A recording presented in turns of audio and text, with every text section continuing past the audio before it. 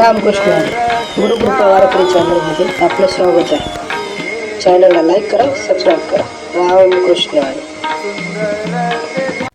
उपजोनिया पुढती येऊ, उपजोनिया पुढती येऊ, काला खाऊ दही भात. वैकुंठी तो ऐसे नाही, कवळ काही काल्याचे. एकमेका देऊमुखी, एकमेका देऊमुखी, सुखे घालू हुंबरी. वैकुंठी तो ऐसे नाही, कवळ काही काल्याचे. तुका म्हणे वाळवंट, तुका म्हणे वाळवंट, बर्वे नीट उत्तम. वैकुंठी तो ऐसे नाही, कवळ काही काल्याचे. पांडुरंगा करो प्रथम, पांडुरंगा करो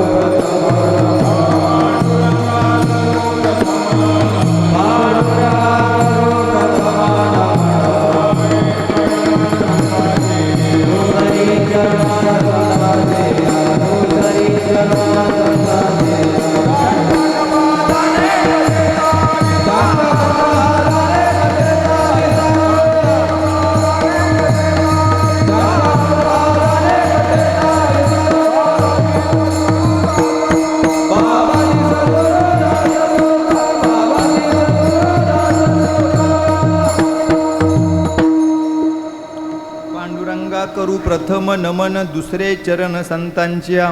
त्यांच्या कृपादाने कथेचा विस्तारू, बाबाजी सद्गुरु दास तुका. काय माझी वाणी मानेल संतांशी, रंजवू चित्ताशी या पुलिया. या मनाला गुहारी नामाचा छंद, आवडे गोविंद गावे अशी. शीन झाला मज संसार संभ्रमे, शीतल या नामे झाली काया. या सुखाऊक मनाही द्याव्यासी, आला कराशी निर्विकार. नित्य धावे तेथे नामाचा गजर, घोष जय जयकार ऐकता. तातडी ते काय हरी गुण गाय, अनेक उपाय दुःख मूळ. एक चित्त धरू विठोबाचे पायी, तेथे उणे काही एकाम्हा. आम्हाशी विश्वास तयाची नामाचा, म्हणून वाचा घोष करू. करू हरिकथा सुखाची समाधी, अनेकांची बुद्धी दुष्ट नाशे. नाशे संसार लोभ माया, शरण जाता विठोबाशी. काय वानू आता न पुरेही वाणी, मस्तक चरणी ठेवी तसे. मस्तक हे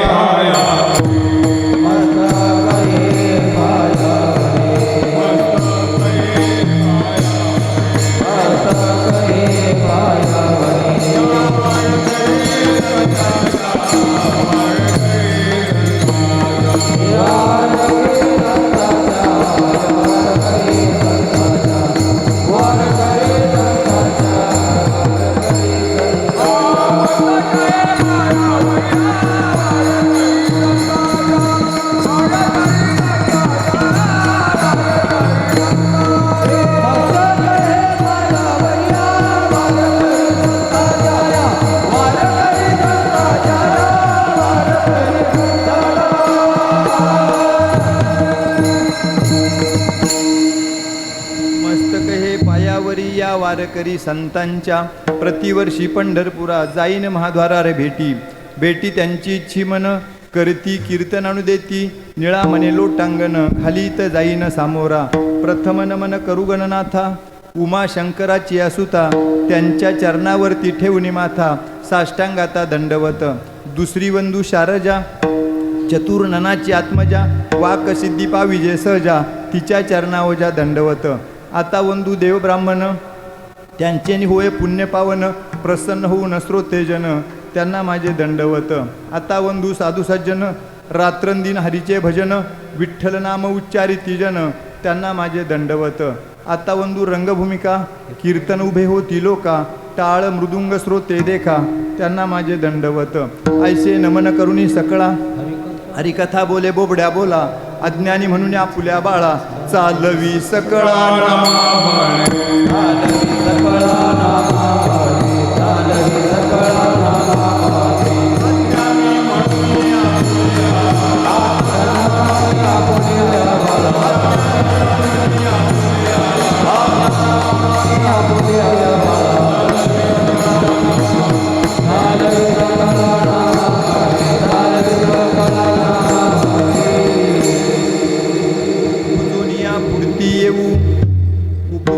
पुढती येऊ, काला खाऊ दही भात. वैकुंठी तो ऐसे नाही, कवळ काही काल्याचे. विठ्ठल विठ्ठल विठ्ठल.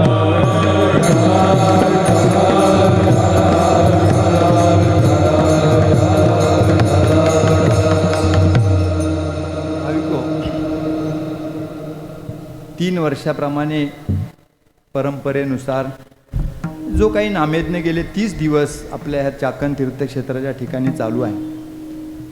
खरोखर भाऊंना मी शतशः त्यांची समिती असेल, भाऊ स्वतः असतील, अनेक राबणारे हात असतील, श्रमदान करणारे हात असतील, ज्यांनी ज्यांनी अन्नदान केलं असेल ते दानशूर दाते असतील, अर्थदान केलं असेल ते दाते असतील, यांच्याप्रती मी नतमस्तक का होतो तर 1 दिवसाचा सप्ताह, 1.5 दिवसाचा सप्ताह, 3 दिवसाचा सप्ताह, 8 दिवसाचा सप्ताह हा परिपूर्ण करणं हे सुद्धा अनेक ग्रामस्थांच्या जिकरीचं होऊन बसलेलं आहे. अलीकडच्या काळामध्ये 7 दिवसाचा, 8 दिवसाचा सप्ताह 3 दिवसावर आला, 3 दिवसाचा 1.5 दिवसावर आला, काही ठिकाणी सप्ताह 8 दिवसाचा केला पण फक्त भजन संध्या झाली आणि शेवटचं काल्याचं कीर्तन माझं झालं. गावांचा नामूल्य करत नाही, अशी परिस्थिती निर्माण झालेली आहे. आणि अशा परिस्थितीमध्ये हा 30 दिवस अखंडपणे नामेदने करायचा, मोठ्या प्रमाणात अन्नदान करायचं, हे फार मोठं काम आहे. म्हणजे हे एवढं शब्दात व्यक्त करण्यासारखं नाही. भगवंत करून घेतो तो भाग वेगळा, परंतु त्याला कोणीतरी इंजिनची भूमिका घ्यावी लागते. माझे परमार्थातले असतील, सामाजिक कार्यातले असतील, आमचे मार्गदर्शक आदरणीय कांडगे साहेब आणि त्यांची सर्व टीम, विशेषतः माझे मित्र दुसरे परमार्थातले ज्यांच्या लेखणीतून सरस्वती ओघवते ते आमचे अरुण देशमुख सर आणि सर्वच मंडळी, ह्या सर्वच मंडळींच्या अथक प्रयत्नाने अमृतना येऊन बसलेले आहेत. अनेक मंडळी, सर्वांचा नामोल्लेख मी करत नाही, परंतु तुमच्या सर्वांच्या अथक प्रयत्नाने, आणि याला काय हा खेळ नव्हे एकट्याचा म्हणून मेळा जमविला, हा सर्व एकट्याचा खेळ नाही, सर्वांनी मिळून हे कार्य सिद्धीस नेलेले चक्रेश्वर महाराज पाठीशी आहेत. परंतु आज शेवटच्या काल्याच्या दिवसाची कीर्तन सेवा माझ्या छोट्याशा पामराला तुमच्या आशीर्वादाने म्हणा किंवा भगवंताच्या कृपेने म्हणा, माझ्या वडिलांच्या कृपेने म्हणा, माझ्या वाट्याला आलेले आहे. आज माझं 54व फक्त काल्याचे कीर्तन आहे. पवार महाराज इथे आहेत, आमचे सुदामदादा पण असतील, सर्वच मंडळी निघोजाचे आहेत ते आहेत. आणि माझे वडील जे होते त्यांच्या परंपरेनुसार ही कीर्तनाची परंपरा माझ्याकडे आलेली आहे. काल्याचं कीर्तन आज 54व माझं फक्त काल्याचं कीर्तन आहे. 54व परवा साबरुडीला झालं, त्याच्या आदल्या वेळेस 2-3 दिवसापूर्वी वेतळ्याला झालं होतं. फक्त काल्याचं कीर्तन. काल्याच्या कीर्तनामध्ये का वैशिष्ट्य आहे तर ते काका काल्याचे कीर्तन करायचे. मी सर्वांच्या माहिती करता फक्त आत्मस्तुती म्हणून नाही. त्या महात्म्याने 16व्या वर्षी कीर्तन केलं, 92 वर्षी देह ठेवला. अमृतनाथ स्वामी महाराजांची संस्था आहे, उभ्या भुक्याची धर्मशाळा म्हणून, जिथं पुरुषोत्तम दादा पाटील पाहतात. आणि मग अशा ठिकाणी ह्या संस्थेमध्ये काकांचं 67 वर्ष फक्त एकाच महात्म्याचं, बाकी वरचे महाराज बदलले, निवृत्तीबा देशमुख आले, प्रमोद महाराज जगताप आले, गोसावी महाराज आले, अनेक कीर्तनकार बदलले, पण काल्याचं कीर्तन फक्त काकांचं असायचं. 67 वर्ष फक्त म्हणेला काका. त्यामुळे लहानपणापासून पोटात असल्यापासून काल्याचं कीर्तन माझ्या रक्तात बिनलेलं. आणि म्हणून आज ते परमेश्वर कृपेने म्हणा, काकांच्या कृपेने म्हणा, आमदार साहेबांच्या कृपेने म्हणा, ही सेवा माझ्या वाट्याला आलेली आहे. शेंडे महाराज इथे आहेत, पिंगळे महाराज इथे आहेत, पोटवडे महाराज इथे आहेत, अनेक अभ्यासू मंडळी इथे आहेत. आणि मग हे करत असताना कोणत्या अभंगावर चिंतन करायचं त्याच्यावर मी विचार करत होतो. पहा, काल्याच्या कीर्तनाची एक परंपरा आहे. काकांनी मला सांगितलं तर काल्याचं कीर्तन 2 प्रकारे सोडायचं असतं बाळा. एक, जर तुम्ही अभंग निवडलेला असेल तर तो अभंग जर चरित्राचा भाग असेल तर मग ओघवत्या शैलीत चरित्र सांगत असतानाच त्या अभंगाचं निरूपण करायचं.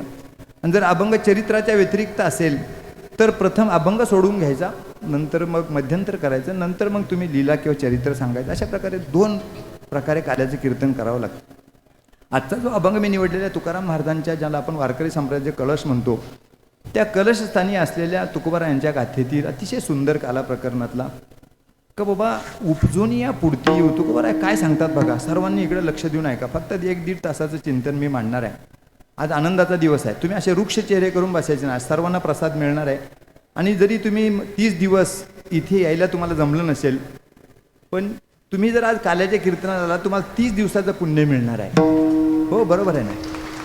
कारण काय, याला पगाराचा दिवस म्हणतात. मध्ये एखादा दिवस खाडा झाला तर चालतो, पण पगाराचा दिवस चुकवला तर मग चेक मिळत नाही किंवा ते कॅश मिळत नाही, पगार मिळत नाही. आज पगाराचा दिवस आहे. अशा रीतीने आज प्रसाद मिळणार आहे. मग तुम्ही म्हणणार महाराज का आता मग तुम्ही 12 वाजेपर्यंत आम्हाला थांबून ठेवणार का हा प्रसाद घेण्याकरता? आत्ताच का देत नाही काल्याचा प्रसाद? काल्याचा प्रसाद आत्ताच देता येत नाही. लगेच आले तुम्ही आले ना बाबा, आता 2 तास थांबण्यापेक्षा तसा काल्याचा प्रसाद देता येत नाही. कारण काय, तुकोबारांनी त्याच्यावर फार सुंदर प्रमाण दिलेलं आहे. हेची अनुवाद सदा सर्व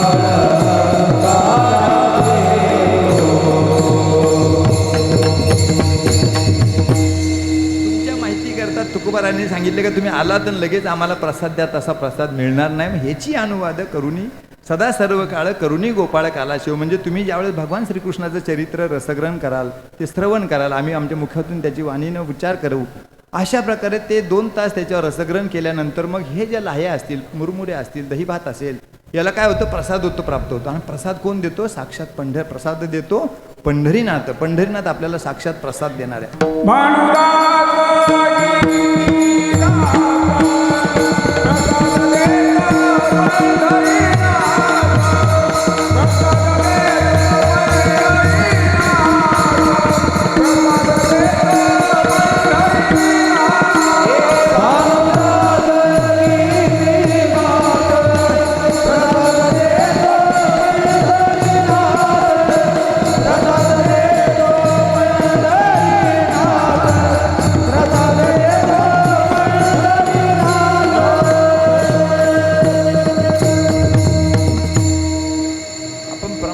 सिंगल घेऊ. म्हणजे आपल्याला वेळ कमी आहे आता, पण आपल्याला खूप चरित्र सांगायचे पुन्हा.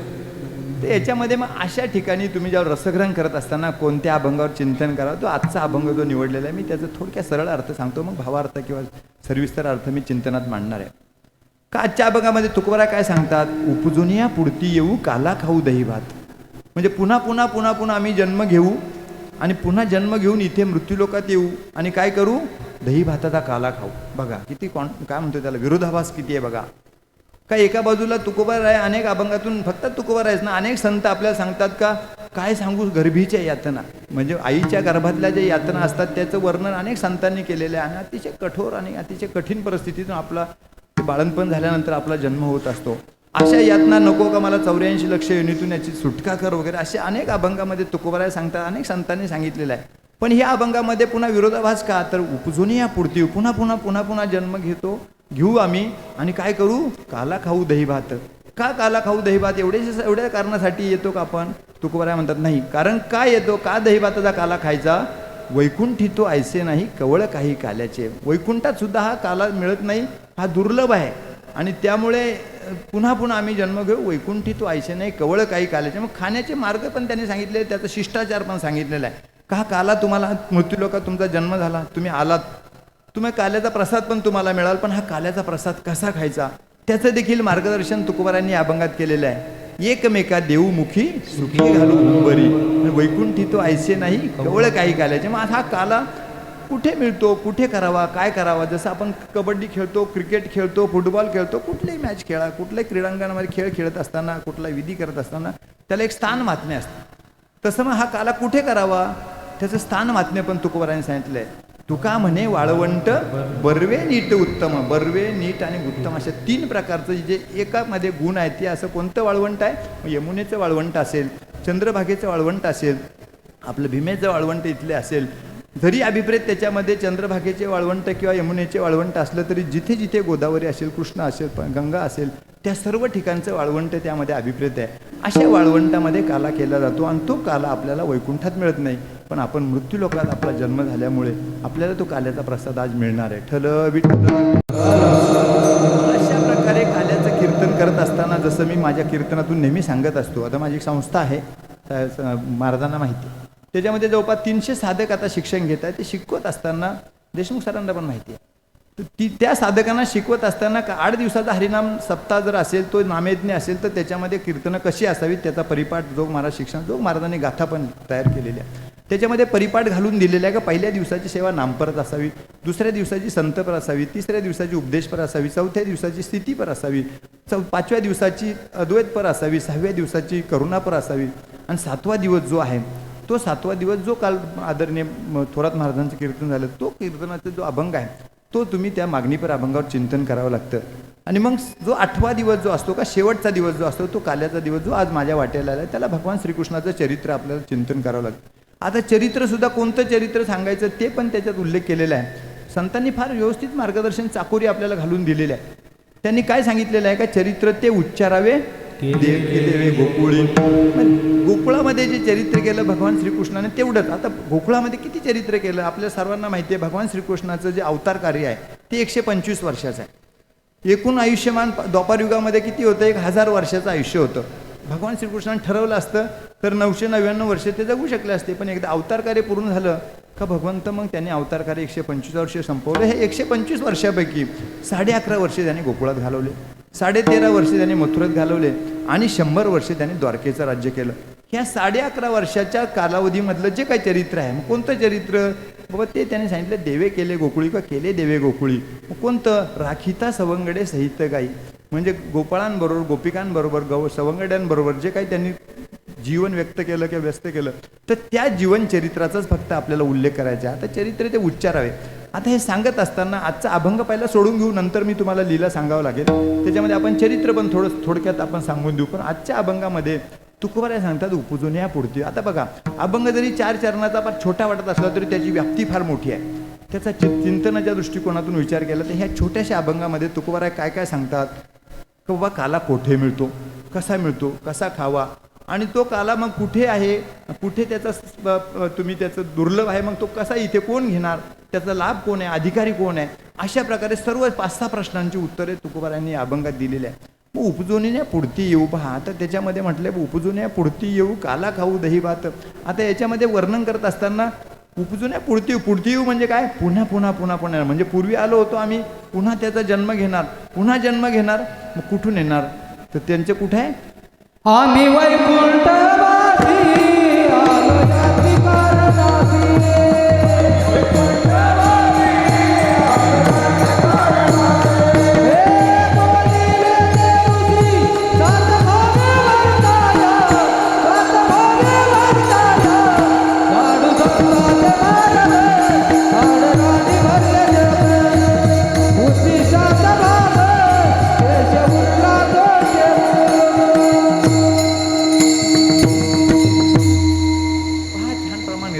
आम्ही वैकुंठवासी आलो याची कारण अशी बोलिले जे ऋषी साच भावे वार्ताया. मग असे वैकुंठातून जे तुकोबाराय येणार, मग वैकुंठात मग तिथे काला का नाही, त्याचं कारण काय, मग देव पण वैकुंठात असतो, संत पण वैकुंठात असतात, मग तिथे काला का नाही. कारण शेवटी काला करती संत जन सवे त्यांच्या. नारायण निळोबारांनी फार सुंदर अभंग केलेला आहे, किंवा यांचा आपलं नाथ महाराजांचा पण अभंग आहे ना, का देवभक्त दोन्ही करिता ती काला तयाच्या सुखाला वर्णिकवणं. म्हणजे देव आणि भक्त दोघं असल्याशिवाय काला होत नाही. मग वैकुंठात जर देव आहे, मग संत आहेत, मग भक्त आहेत, मग तरी देखील वैकुंठात काला का नाही, तर देवाने फक्त काय केले, तिथं घर बांधून ठेवले. जसं आपल्याकडे शहरात राहणारे लोक गावाकडे घर बांधून ठेवतात आणि तिथं फक्त लॉक लावतात, फक्त मालकी हक्क प्रस्थापित करण्याकरता. इतर वेळेस कुठे असतात ते मोशीचे भोसरी वगैरे किंवा शहरात ते काम करतात. तसं देवाचं घर फक्त वैकुंठात आहे नावाला, परंतु राहतं कुठे, तो ज्या सुखा का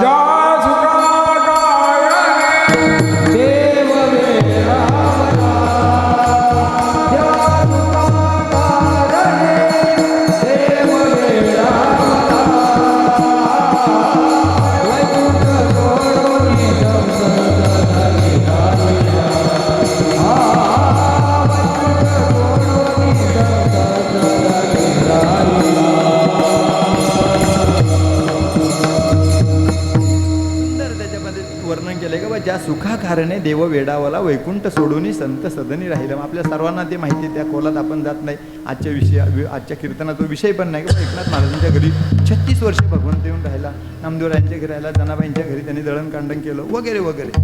हा भगवंत काय करतो, आपल्या इथे आहे. म्हणून इथे कसं आहे, मृत्यू लोकामध्ये देव पण आहे, संत पण आहेत, आणि मग पुन्हा पुन्हा जन्म घेऊ, पुन्हा पुन्हा जन्म घेऊ. मग मगाशी जसं सांगितलं मी, बा गर्भीची यातना एवढ्या सहन करत असताना सुद्धा पुन्हा पुन्हा जन्म घेऊ का म्हणतात तुकोबाराय, त्याचं कारण आहे. एक दृष्टांत सांगतो म्हणजे तुम्हाला पटेल का पुन्हा पुन्हा ह्या दही भाताच्या काल्याची आस तुकोबारायांना का लागलेली आहे. पूर्वी आपल्याकडे गोफण असायची, शेताचं राखण करत असताना त्याच्यात दगड ठेवलेला जायचा आणि ती गोफणने त्या पक्षाला किंवा त्या पाखराला तिथं हुसकवलं जायचं. एक दिवशी एक वाटसरू त्या शेताच्या शेजारून चाललेला असताना तो रखवालदार होता, मचानवरती उभा राहून तो असा गोफण फिरवत फिरवत फिरवत त्याने दगड सोडला त्या पाखराच्या दिशेने. परंतु तो वाटसरू जो चालला होता तर नेमका वाटसरूच्या त्या पाठीत तो दगड बसला. त्याला इतका राग आला, इतका क्रोध आला त्याला, का त्यांनी तो दगड उचलला, मागे वळून घेतला दगड, आणि तो दगड ज्याने मारला त्याचा शोध घेऊ म्हटला, आणि त्याला 5-6 त्याच्या पाठीमध्ये आपण पण त्याला 5-6 दगड मारून, कारण माझा काही अपराध नसताना कुठल्या निरपराधी माणसाला तो दगड त्यांनी मारला आणि त्याला आपण चांगली शिक्षा करू असं म्हणून त्याच्या मनामध्ये कल्पना आली. आणि तो दगड उचलणार तेवढ्यात पाहिला तर तो दगड कशाचा होता, सोन्याचा होता. मग सोन्याचा म्हटल्यानंतर बघा आता त्याच बातमी वाटली काहीतरी जास्त सोन्याचा दर अजून 4-5 हजारांनी वाढला. आता सोन्याचा दगड पाहिल्यावर तो जाऊन त्याला मारेल का? तो म्हटलं अजून 4-5 दगड आले असते तरी चांगलं झालं असतं. हो, तसंच तुकोबाराय म्हणतात का हे छोटे यातना आहेत, गर्भीची यातना फार छोट्या आहेत, पण त्याचं महत्त्व किती आहे? काला खाऊ दही भात. अशा प्रकारे पुन्हा पुन्हा जन्म घेऊ, पुन्हा पुन्हा जन्म घेऊ आणि काला खाऊ दही भात. कारण काय? वैकुंठ तिथे ऐसे नाही कवळ काही काल्याचे. कारण का बाबा का हा काला विशेष हा लाभ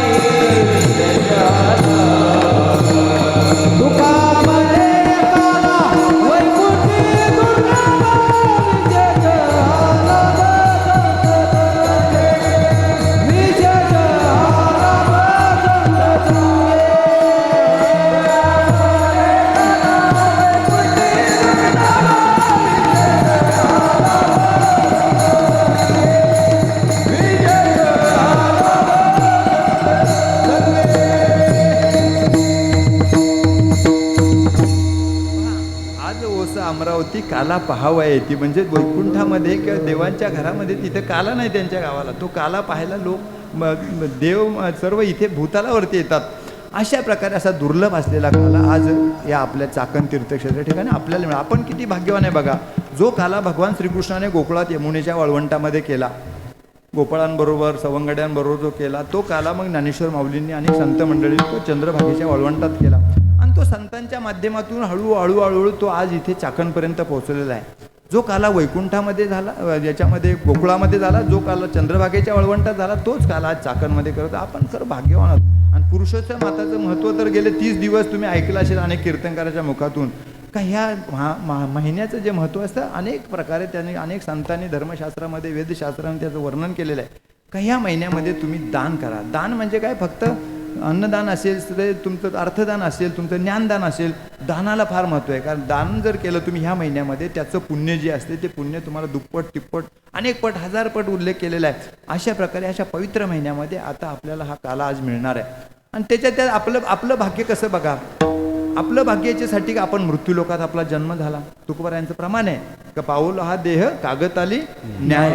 असा आपल्याला जो मृत्यूलोकात हा देह प्राप्त झाला तिथपर्यंत काय महत्त्व नाहीये, पण तुमचे पाय इकडे नामयज्ञाच्या मंडपाकडे वळले हे दुसरं भाग्य आहे. अशा रीतीने तुकोबाराय सांगतात का तुम्ही ह्या मनुष्य देहाला जन्माला आलात, पण तुम्हाला काला जो आहे त्या काल्याचं महत्त्व सांगत असताना अभंगाच्या पहिल्या परत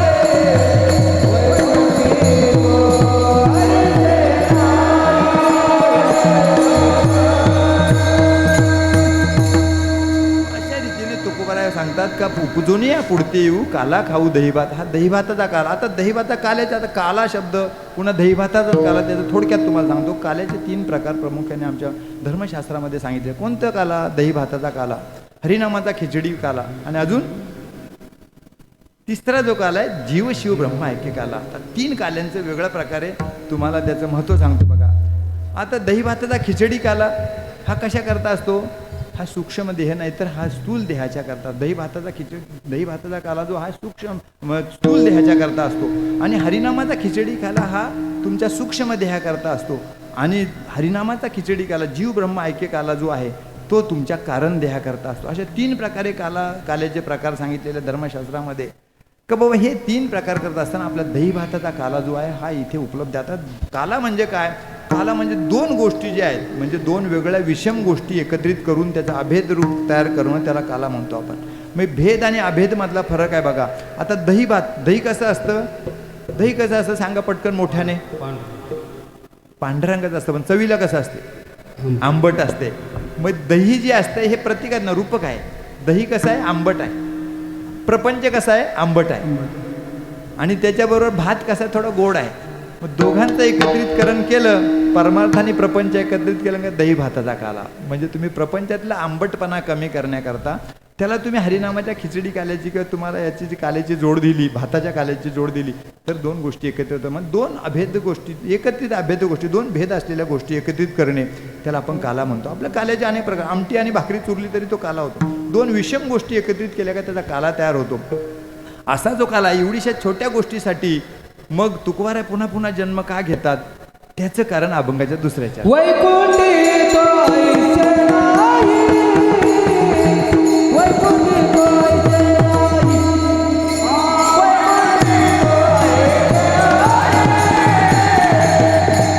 तो ऐसे नाही, कवळ काही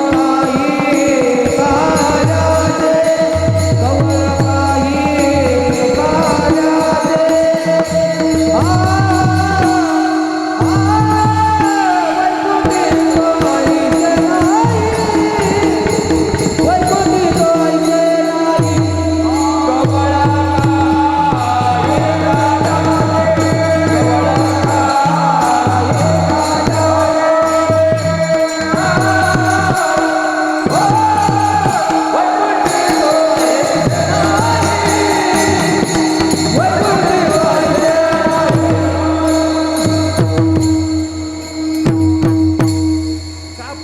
जन्म घ्यायच्या तुकोबाराय म्हणतात फक्त दहीभाताचा काला खाण्याकरता. का तर ते वैकुंठी तो ऐसे नाही कवळ काही काल्याचे. वैकुंठामध्ये आमचं घर आहे तुकोबाराय म्हणतात परंतु तिथे हा काला नाही आहे. काला इतका दुर्मिळ आहे का त्याचं किती दुर्मिळ आहे बघा. थोडक्यात दृष्टांत सांगतो तुम्हाला म्हणे कळेल का. काला वैकुंठी तो ऐसा नाही. ब्रह्मदेवाला वाटलं का बाबा हे चाकणमध्ये काल्याचं चालू आहे काल्याचा महाप्रसाद मिळणार आहे.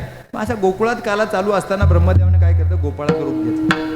गोपाळाचं रूप घेऊन ज्यावेळेस तो गोकुळात आला पेंद्या वाढायचं काम शिदोरी वाढायचं काम ज्यावेळेस एकत्रित केलं शिदोरी आणि शिदोरी वाढायचं काम जे होतं काला वाढायचं काम जे होतं ते पेंद्याकडे होतं. पेंद्या वाटी तो शिदोरी. आणि मग पेंद्या वाटत वाटत वाटत वाटत वाढत वाढत तो आला तिथं ब्रह्मदेवाच्या तिथे थांबला. ब्रह्मदेवाने गोपाळाचं रूप घेतलं होतं पण त्यांच्या लक्षात आलं बाबा हा काय झालेला आहे हा आपल्यातला गोपाळ दिसत नाही. त्याने भगवान श्रीकृष्णाला विचारलं देवा हा गोपाळ आपल्यातला नाही आहे त्याची डबा पण नाही किंवा त्याचं शिदोरी पण नाही आहे. मग देव म्हटलं त्याची शिदोरी नसेल आणि तो आपल्यातला गोपाळ नसेल तर त्याला काल्याचा प्रसाद द्यायचा नाही. ब्रह्मदेव कसावी झाला तो म्हटलं थोडं तरी द्या थोडं तरी दे थोडं तरी दे. तो म्हटला एक कण पण मिळणार नाही कारण आमच्या बॉसने मला सांगितलं तुम्हाला वाढायचं नाही. ब्रह्मदेवाला वाटलं जाऊ द्या ठीक आहे नाही वाढलं तर नाही वाढलं. ब्रह्मदेव जाऊन जाऊन कुठं जाणार आहे आता हात तुझं खरकट हात धुवायला तर यमुनेच्या डोहात जातीलच ना. ब्रह्मदेवाने सर्व देवांना आज्ञा केली. सर्व देवांनी काय केलं माशाचं रूप घेतलं. चला म्हणे बाबा तिथं यमुनेच्या डोहावर आपण माशाच्या रूपात जाऊ तिथे हे खरकट हात धुतल्यानंतर ते कण मिळतील खरकटे तो तरी काल्याचा प्रसाद आपल्याला मिळेल. मग त्यांनी काय केलं माशाचं रूप घेतलं आणि तो गेला यमुनेच्या डोहामध्ये. सर्व वाट पाहत बसले. भगवंताला काय अंतर्ज्ञानी होता त्यांनी लगेच जाणलं. तो म्हटलं आज काय करायचं आज आपण हात धुवायला यमुनेच्या डोहावर जायचं नाही. पण मग गोपाळ म्हटलं अरे बाबा देवा संध्याकाळपर्यंत हात असे कडक होऊन जातील. ते म्हटले नाही कडक नाही होऊन द्यायचे. कुठे पुसायचे तुकोबारायांनी वर्णन केलेलं आहे तिरीला पुसायचं तसाच उल्लेख आहे. ते म्हणे तो तसा अभंगामध्येच तो शब्द आहे तिरीला पुसायचं म्हणे आज आपण डोहावर जायचे ना. आणि तिकडं ब्रह्मदेव आणि सर्व देव काल्याची असे देवजळी झाले ते असं वंचित राहिले. आणि अशा रीतीने इतका दुर्लभ असलेला काला इथे तुम्हाला मृत्यूलोकात सहजासहजी मिळालेला आहे. बुवा आमदार साहेब असतील किंवा त्यांची कमिटी अशी इतका काला तुम्हाला मिळाला. पण काला खायचा कसा त्याचं पण अभंगाच्या तिसऱ्या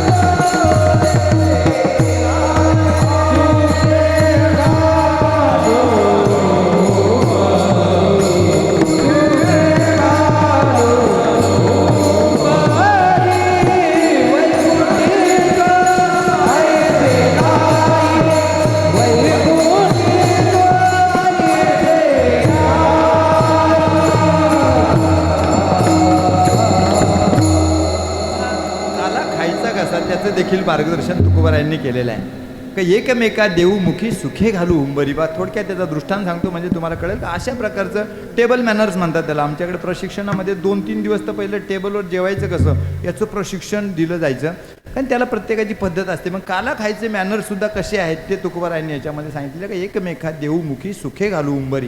त्याचा दृष्टांत असा आहे का ब्रह्मदेवाने एकदा पंचपक्वान्नाचा भोजनाचा बेत केला. जसं आपण धोंड्याचा बेत करतो, अनेक पाहुण्यांना बोलवत असतो, आपण जावे बापूंना बोलवतो, तसं ब्रह्मदेवाने पंचपक्वान्नाचा बेत केला आणि मग देवांना पण बोलवलं, दानवांना पण बोलवलं, राक्षसांना पण बोलवलं.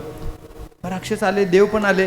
राक्षस म्हटले की मग आमच्यावर नेहमी अन्याय करता बा तुम्ही. देवा म्हणे ब्रह्मदेवा आमच्यावर अन्याय कसं करता तुम्ही, प्रत्येक वेळेस आम्हाला दुसऱ्या पंक्तीला देतात. आपल्याकडे पण महिलांची पहिली पंगत असते, पुरुषांची नंतर असते. मग काही ठिकाणी माहीत नाही इथे कशी आहे, परंतु मग ते म्हणे आम्हाला नेहमी दुसऱ्या पंक्तीला देतात. दुसऱ्या पंक्तीला डाळ पातळ होते, काही पदार्थ संपून जातात, गोडधोड मिळत नाही, अशा प्रकारची मग शॉर्टेज येतं काही वेळेस. आम्हाला आज ह्या वेळेस काय करायचं, पहिल्या पंक्तीला बसायचं. ब्रह्मदेव म्हटलं चालेल काय हरकत नाही, पहिल्या पंक्तीला बसा. देवांची समजूत काढली, तुम्ही दुसऱ्या पंक्तीला बसा. चालेल आम्हाला दुसऱ्या पंक्तीला बसू म्हणे. बसले सर्व दानव, सर्व राक्षस बसले पंक्तीला. पंचपक्वान्नाचं ताट वाढलं, गुलाब जामुन जिलेबी बिलेबी जे काय मठ्ठा बिठ्ठा सर्व पदार्थ वाढले ताटामध्ये. ब्रह्मदेवाने अनाउन्समेंट केला, श्लोक म्हणण्याच्या अगोदर तुम्हाला कल्पना देतो म्हणे एक नियम आहे, आजचं भोजन कसं करायचं त्याचा नियम सांगतो.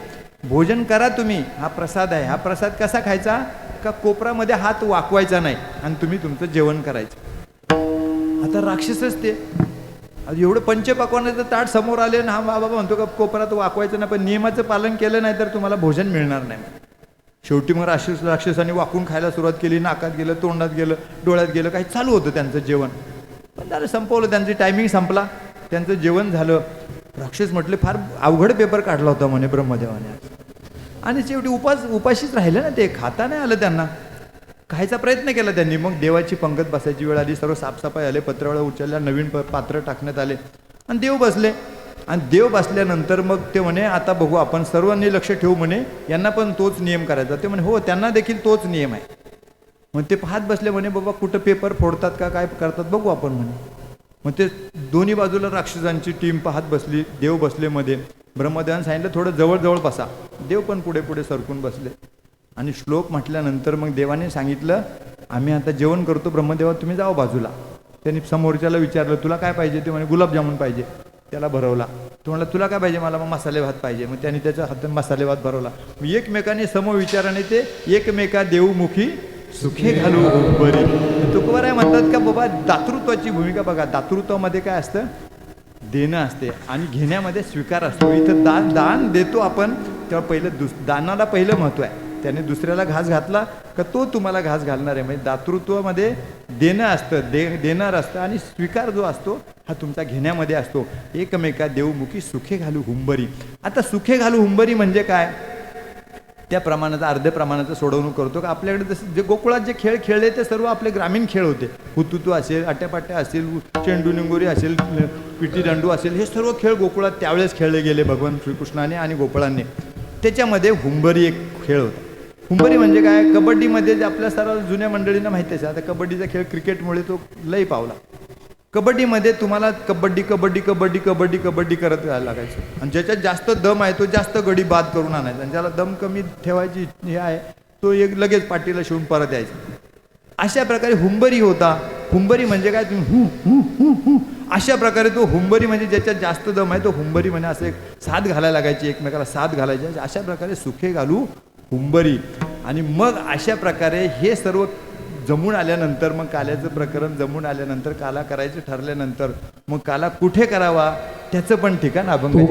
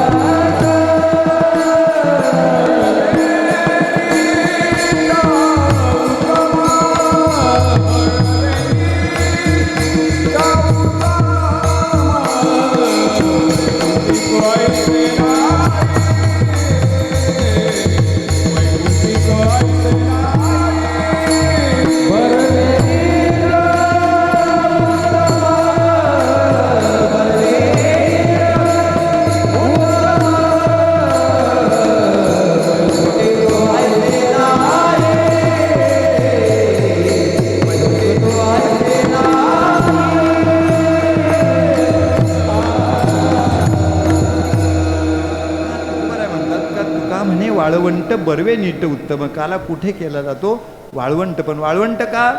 बर्वे आहे, नीट आहे, उत्तम आहे. मग तिन्ही गुण एकत्रित असलेल्या ठिकाणी काला तुकोबारायांनी म्हटलं का त्या ठिकाणीच काला. कारण का तुम्हाला सांगतो त्याच्यामध्ये वैज्ञानिक दृष्टिकोन असा आहे का वाळू जी असते, वाळूमध्ये तुमचे दूषितपणा अजिबात नसतो. दूषितपणा म्हणजे काय? आता अलीकडच्या काळामध्ये आपण पाहिलं असेल जमिनीचं पण प्रदूषण होतं. जमिनीमध्ये मग तुम्ही रासायनिक खत टाकता, युरिया टाकता, फॉस्फेट टाकता, सुपर फॉस्फेट टाकता. हे सर्व टाकून काय होतं? औषध मारतो आपण. त्यामुळे जमिनीमध्ये सुद्धा अशुद्धता फार आणि जमिनीचं प्रदूषण खूप झालेलं आहे. त्याच्यामुळे पाहिलं असेल आपण रोपांवरती वेगळाच रोग नवीन निर्माण होतात. कारण काय? ते खताचा जास्त वापर होतो. पण वाळवंटामध्ये वाळू मिश्रित असल्यामुळे, वाळू असल्यामुळे तिथं अशुद्धता अजिबात नसते. वाळवंटासारखं म्हणून त्यांनी सांगितलं, तुका म्हणे वाळवंट बर्वे आहे. नीट म्हणजे सरळ धोपट मार्ग सोडू नको जसं म्हणतो आपण, तसं नीट आणि उत्तम आहे. उत्तम प्रकारचं ठिकाण कोणतं असेल काला करण्याकरता? तर हे वाळवंट आहे. अशा प्रकारचा आजचा जो अभंग आहे, आपल्याला फार पुढे अजून चिंतन मांडायचं आहे. अशा प्रकारे हे अभंगाच्या चारी चरणांना थोडक्यात अभंग खूप तत्वचिंतनाच्या दृष्टिकोन, विचार चंद्रोदय, विचार सागरच्या दृष्टिकोनातून जर वळलं असतो तर तुम्हाला त्याच्यामध्ये 2 तास पण कमी पडतील. अशा प्रकारचा अभंग आहे. अभंगाचा थोडा भावार्थ तुम्हाला सांगण्याचा प्रयत्न केलेला आहे. आपण आता सामूहिक भजन करू, नंतर भगवंताच्या चरित्राकडे वळू. विठोबा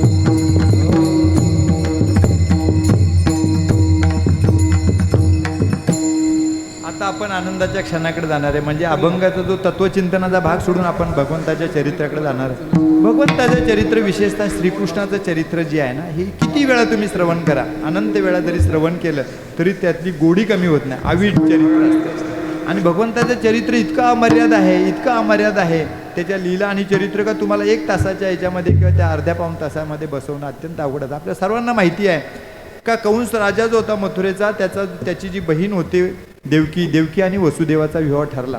ओझरतं फास्ट जाऊ आपण. दोघांचा विवाह ठरला. जसं बहिणीचं लग्न ठरलं, ह्या बहिणीच्या लग्नाचं पूर्ण नेतृत्व जे असतं का पूर्ण त्याचं नियोजन जे होतं कंसाकडे स्वतःकडे ठेवलं होतं. स्वतःकडे ठेवल्यानंतर पूर्ण त्याच्यामध्ये माझे वडील काका नेहमी सांगायचे, हे लग्न किती दिवस चाललं होतं देवकी आणि वसुदेवाचं? 14 दिवस चाललं होतं. किती दिवस? 14 दिवस. आता 14 दिवस लग्न होतात का? किती दिवस होतात? 1 दिवसात होतात. परवा गुहागरला माझं कीर्तन झालं, तिथला एक साधक उठला, मला महाराज 14 सेकंदात लग्न होते. म्हटलं कसं काय 14 सेकंदात? तो म्हटला रजिस्टरच्या समोर जायचं, सही केली काय झालं लग्न. वाट असं 14 दिवस लग्न चाललं आणि 14 दिवसाचं संपूर्ण नियोजन कंसाने स्वतःकडे ठेवलं होतं. सर्व विधी संपन्न झाले आणि सर्व ती मिरवणूक जी असते ती मिरवणूक मथुरेच्या बाजारपेठेतनं निघाली. रथ निघाला, रथ सजला होता, पाठीमागे वसुदेव आणि देवकी बसली होती आणि रथाचं सारथ्य जे आहे ते स्वतः कंसाने स्वतःकडे ठेवलं होतं. असा रथ चालत चालत मिरवणूक जयघोष चालू होता, झगमगाट होता आणि तिथे आल्यानंतर मेन चौकात तो थांबला. तो रथ कंस समोर बसला होता, घोड्याचा लगाम त्याच्या हातात होता आणि तिथे थांबल्यानंतर तेवढ्यात आकाशवाणी झाली, अरे कंसा म्हणे, तुझ्या बहिणीच्या लग्नामध्ये तू इतका मशगूल आहेस, इतका तू रममान झाला आहेस, पण लक्षात ठेव हे दोन्ही जे जोडी आहे पाठीमागे बसलेले देवकी आणि वसुदेव, त्यांच्या पोटी जे 8वं अपत्य जन्माला येईल ते तुझा वध केल्याशिवाय राहणार नाही. अशी आकाशवाणी ऐकल्यानंतर तो त्याच्याकडे पाहत बसला आणि त्याला प्रचंड राग आला. मग प्रचंड राग आल्यावर तो काय शांतपणे कौतुक करेल का वसुदेव देवकीचं? काय केलं त्यांनी? घेऊन या खड्ग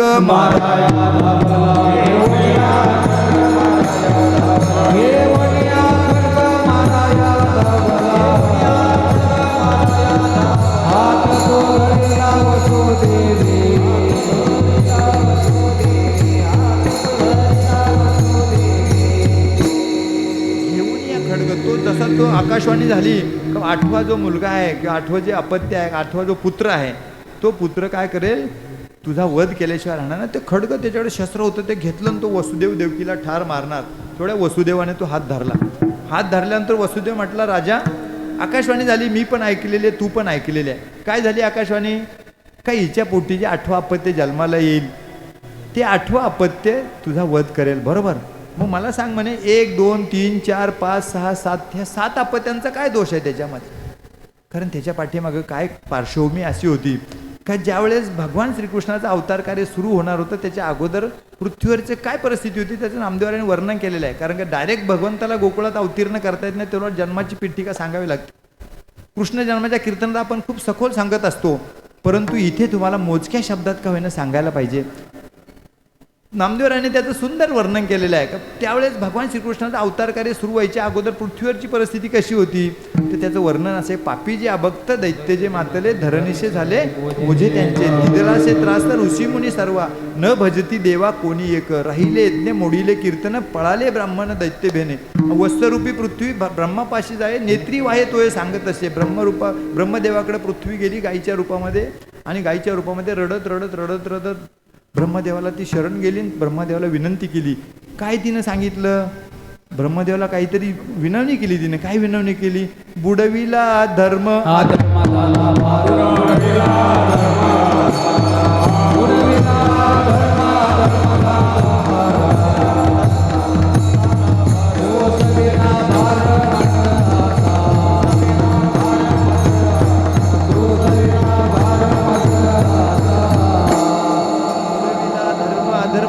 फार सोसवेना भार मजा. आता पृथ्वी माता म्हटली ब्रह्मदेवाला, हे देवा आता मला भार सहन होत नाही, धर्म बुडाला, अधर्माचं प्राबल्य माजलेलं आहे, त्यामुळे आता तू याच्यातून माझी सुटका कर. मग ब्रह्मदेवाने काय केलं? बरोबर इंद्राला घेतलं, भगवान शंकराला घेतलं, पृथ्वी मातेला घेतलं आणि ते कुठे गेले? शिराब्दीकडे चालले. शिराब्दीला कोण राहतं? भगवान विष्णू तिथे राहतात. शिराब्दीला गेल्यानंतर शिराब्दीला विनंती केली, भगवान विष्णूला विनंती केली शिराब्दीमध्ये का हे देवा असे असे सुरवर आलेले आहेत आणि ते पृथ्वी माता सांगत आहे बाबा अधर्म फार माजलेला आहे आणि अधर्म बुडालेला आहे, पूर्ण ब्राह्मण पळालेले आहे दैत्याच्या भीतीने, राक्षसांच्या भीतीने, तू कशी तरी करून तू अवतार कार्य धर. आता भगवान जरी असला, कोणी जरी असलं तर त्यांनी थोडी स्तुती करायला पाहिजे. काहीतरी मागणी करायची असेल तर आपण जसं मागणी प्रकरणात चिंतन मांडत असताना आपण सांगतो बाबा त्याची अगोदर स्तुती करावी लागते. मग नामदेवरायांनी वर्णन केले, त्याचे फार 23 नावांचं वर्णन आहे. वसुदेवा, केशवा, मधुसूदना वगैरे अशी 23 नावाची स्तुती केल्यानंतर भगवान विष्णू प्रसन्न झाले आणि तोशीला भगवान शिराब्दीती म्हणजे त्यांचं प्रसन्न झाले आणि प्रसन्न झाल्यावर त्यांनी सांगितलं तुम्ही काय करा, आता तुमच्या स्वस्थळाला जावा. स्वस्थळाला याच्यासाठी जावा का देवकीच्या गर्भा येईल भगवान. आकाशवाणी होईल, तुम्ही आकाशवाणी शांतप्रमाणे तुम्ही शांत चित्ताने ऐका का. देवकीच्या गर्भा येईल भगवान, रक्षील ब्राह्मण गायी भक्त. गायींचं ब्राह्मणांचं सर्वांचं रक्षण तो करेल. अशा रीतीने आकाशवाणी झाली. आणि इकडे मग जसं कंसाला सांगितलं, बाबा 1 ते 7 अपत्यांचा काय दोष आहे, त्यांना कशाला ठार मारतो, तुझ्या हातून बाल हत्या स्त्री हत्या कशाला होऊन देतो. कंसाला पण वाटलं बाबा बरोबर आहे, वासुदेव सांगतो ते पण बरोबर आहे. आपल्याला 8वाच अपत्याच्या हस्ते होणार आहे, तर मग कशाला आपण 6-7 अपत्यांचं उगाच ठार मारायचे त्यांना. पण जसं कंसाचं मतपरिवर्तन झालं, हृदय परिवर्तन झालं, अनेक ठिकाणी आपण सांगत असतो का कंस हा दुष्ट प्रवृत्तीचा राक्षस असताना देखील फक्त वसुदेवाच्या छोट्याशा उपदेशामुळे त्याचं परिवर्तन झालं, मतपरिवर्तन झालं. आणि त्याचं ते ठार मारण्यापासून, जे 7 अपत्य ठार मारण्यापासून त्याचा विचार बदलला. बघा आताच्या काळामध्ये आपण पहा, आपण मानवदेह धारण केलेले, आपण तर राक्षस नाही आहे, तरी देखील अनेक कंसाच्या विचाराचे अनेक लोक इथे आहेत, परंतु त्यांचं हृदय परिवर्तन होत नाही. आपण बाल हत्या स्त्री हत्या दररोज पेपरला वाचत असतो, पण आपलं हृदय काही वितळत नाही किंवा परिवर्तन होत नाही. पण जसं कंसाचं हृदय परिवर्तन झालं, तसं देवांच्या तिथं स्वर्गामध्ये हालचाल माजली. देवांच्या तिथे अस्थिरता निर्माण झाली. काय अस्थिरता निर्माण झाली, अरे बाबा आता कंसाच्या हातून जर स्त्री हत्या झाली नाही, बाल हत्या झाली नाही, तर पापाचा घडा भरणार कसा, आणि मग भगवंत अवतीर्ण होणार कसे. भगवंत अवतीर्ण होण्यासाठी विशिष्ट प्रकारची परिस्थिती निर्माण व्हावी लागते. बघा संतांना तसं प्रकार, संतांना विशिष्ट परिस्थितीची गरज नसते. संतांचं अवतार कार्य वेगळं असतं, भगवंताचं अवतार कार्य वेगळं असते. संतांचं अवतार कार्य हे फक्त विशिष्ट प्रकारचं असं काहीतरी परिस्थिती निर्माण झाल्यावर संत अवतीर्ण होतात असं नाही, तर पण भगवंताचं अवतार कार्य जे सुरू होणार असतं ते विशिष्ट परिस्थितीतच भगवंत अवतीर्ण होतात. मग कृष्ण अवतार असेल, राम अवतार असेल, परशुराम अवतार असेल, वरा अवतार असेल, कच्छ असेल, हे सर्व अवतार जे नरसिंह अवतार असेल, ह्या सर्व अवतारांमध्ये विशिष्ट परिस्थिती निर्माण झाल्यावरच भगवंत अवतीर्ण झाले. तशा परिस्थितीमध्ये जर असा पापाचा घडा जर कंसाचा भरला नाही, तर भगवंत अवतीर्ण होणार कसे. मग स्वर्गामध्ये हालचाल झाल्यानंतर देवांनी काय केलं, देवांची बैठक बसली आणि त्यांनी त्याची जबाबदारी जी होती कंसाचं पुन्हा मत परिवर्तन करण्याकरता, त्याची जबाबदारी कोणावर दिली, महर्षी नारदांवर दिली. पुण्य सारवया भेटे देवरो देवते बालकाचे देऊन वती बालकाचे देऊन पुण्य सारवया भेटे देवरो वती बालकाचे देऊन वती बालकाचे देऊन.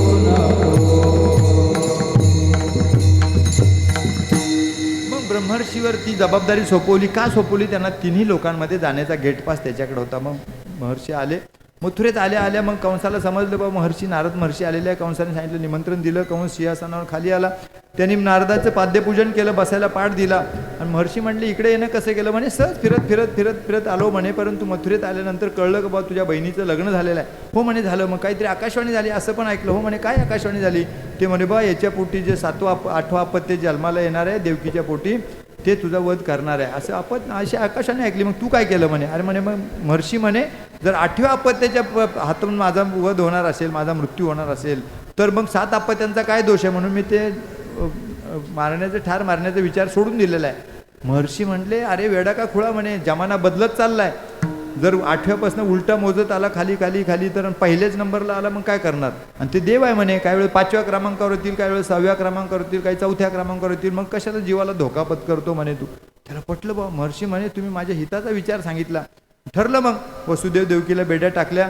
त्यांचं जसं जसे अपत्य पहिलं दुसरं तिसरं अपत्य कंसाच्या स्वाधीन द्वारपालांच्या मार्फत करायचं. आणि ते दिल्यानंतर त्याचं एक शिळा होती त्या कारागृहाच्या बाहेर, तिथं ते फिरवायचं आणि त्याला आपटायचं. तर असे 7 अपत्य 6 अपत्य ठार मारले. 7वा तो गर्भ होता तो जिरला. आणि मग शेवटी 8व्या अपत्याच्या वेळेस जेव्हा देवकी गरोदर राहिली, त्यावेळेस नामदेवरायांनी वर्णन केले काय बाबा जसं जसं त्याचं वाढत चालली तसं तसं गर्भामध्ये बाळाची वाढ होत होती, तसं तसं ते तेज होतं देवकीचे तेज, तळपे जसं दिशे जैसा सूर्य, कंसाचे हृदय जळत असे अशा प्रकारचे तेजमय व्हायला लागलं ते कारागृह. आणि अशी होता होता होता 9 महिने 9 दिवस झाले आणि भगवान श्रीकृष्ण अवतीर्ण झाले. आपल्या सर्वांना माहिती आहे का, ह्या भगवान श्रीकृष्णाचं चरित्र हे जन्माच्या अगोदरपासून सुरू होतं. इतर भगवंतांचं चरित्र हे जन्मानंतर सुरू होतं. यांनी जन्म झाल्याच 8 वर्षाचा अवतीर्ण झाला. जसं 8 वर्षाचा अवतीर्ण झाला, 8 वर्षाचा मुलगा पाहिला, वसुदेवाला खूप आनंद झाला. त्यांनी त्याला घट्ट मिठी मारली. पण देवकीचं जे होतं हृदय मातेचं हृदय होतं. मातेचं हृदय असल्यामुळे तिला वाटलं की बाबा यांनी मिठी मारली बरोबर आहे, पण आता आपल्या 7 अपत्यांचा किंवा 6 अपत्यांचा अनुभव आपल्या पाठीशी आहे. देवकी म्हटली सोडा सोडा मिठी, लपवा लपवा जगजेठी, जणी कंसाशी कळेल माझ्या बाळाशी मारेल. मग अशा प्रकारे तिला वाटलं तुम्ही सोडा सोडा. मग भगवंतालाच काळजी वाटली, भगवंत पुन्हा लहान झाले आणि मग त्याने नामा म्हणे आले असे देव तेव्हा सांगत असे. काय सांगितलं देवाने वसुदेवाला?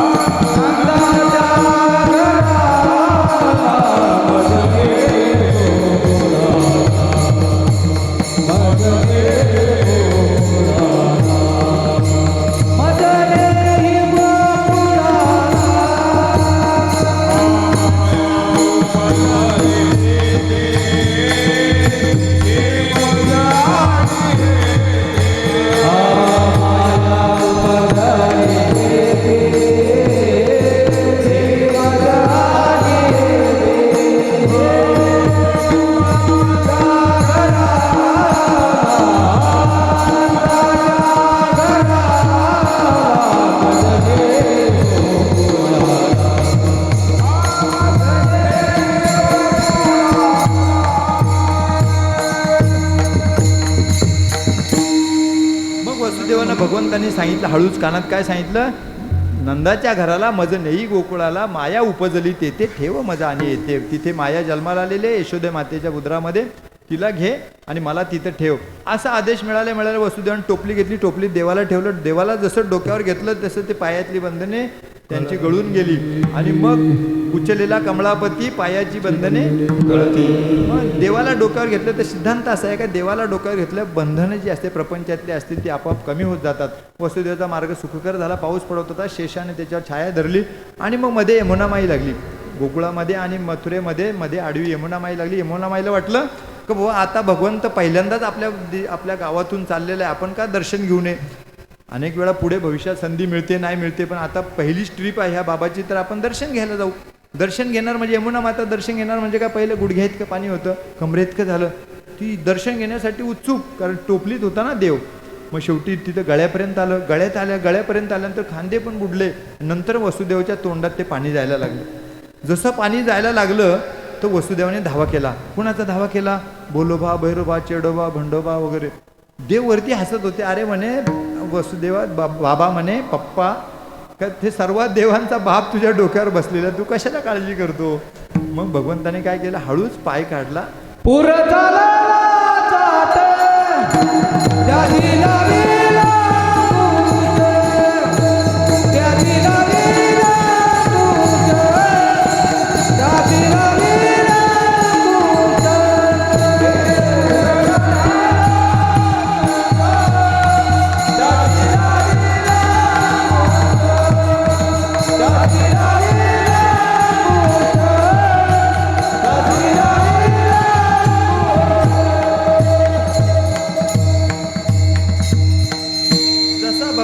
पाय काढला आणि त्याचा अंगठा फक्त यमुना मातेला लावला.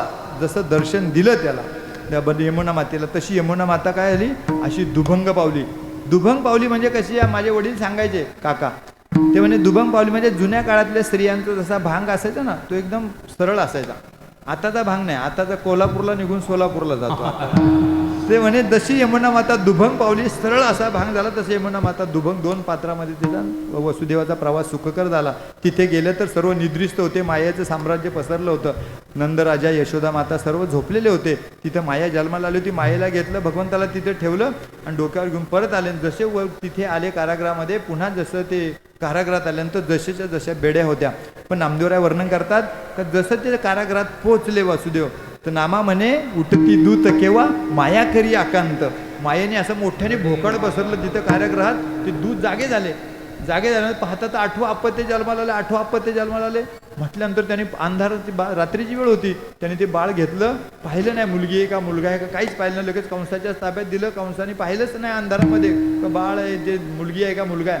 तो आला तातडीनं तिथे आणि त्या शिळेवरती असं गरगर फिरून ते आपटणार. तेवढ्यात ती माया होती, ती आकाश मार्गाने ती गेली आणि म्हणे मूर्खा म्हणे तुझं लागी वदी उपजला बदलादी उपजला बदलादी उपजला बदलादी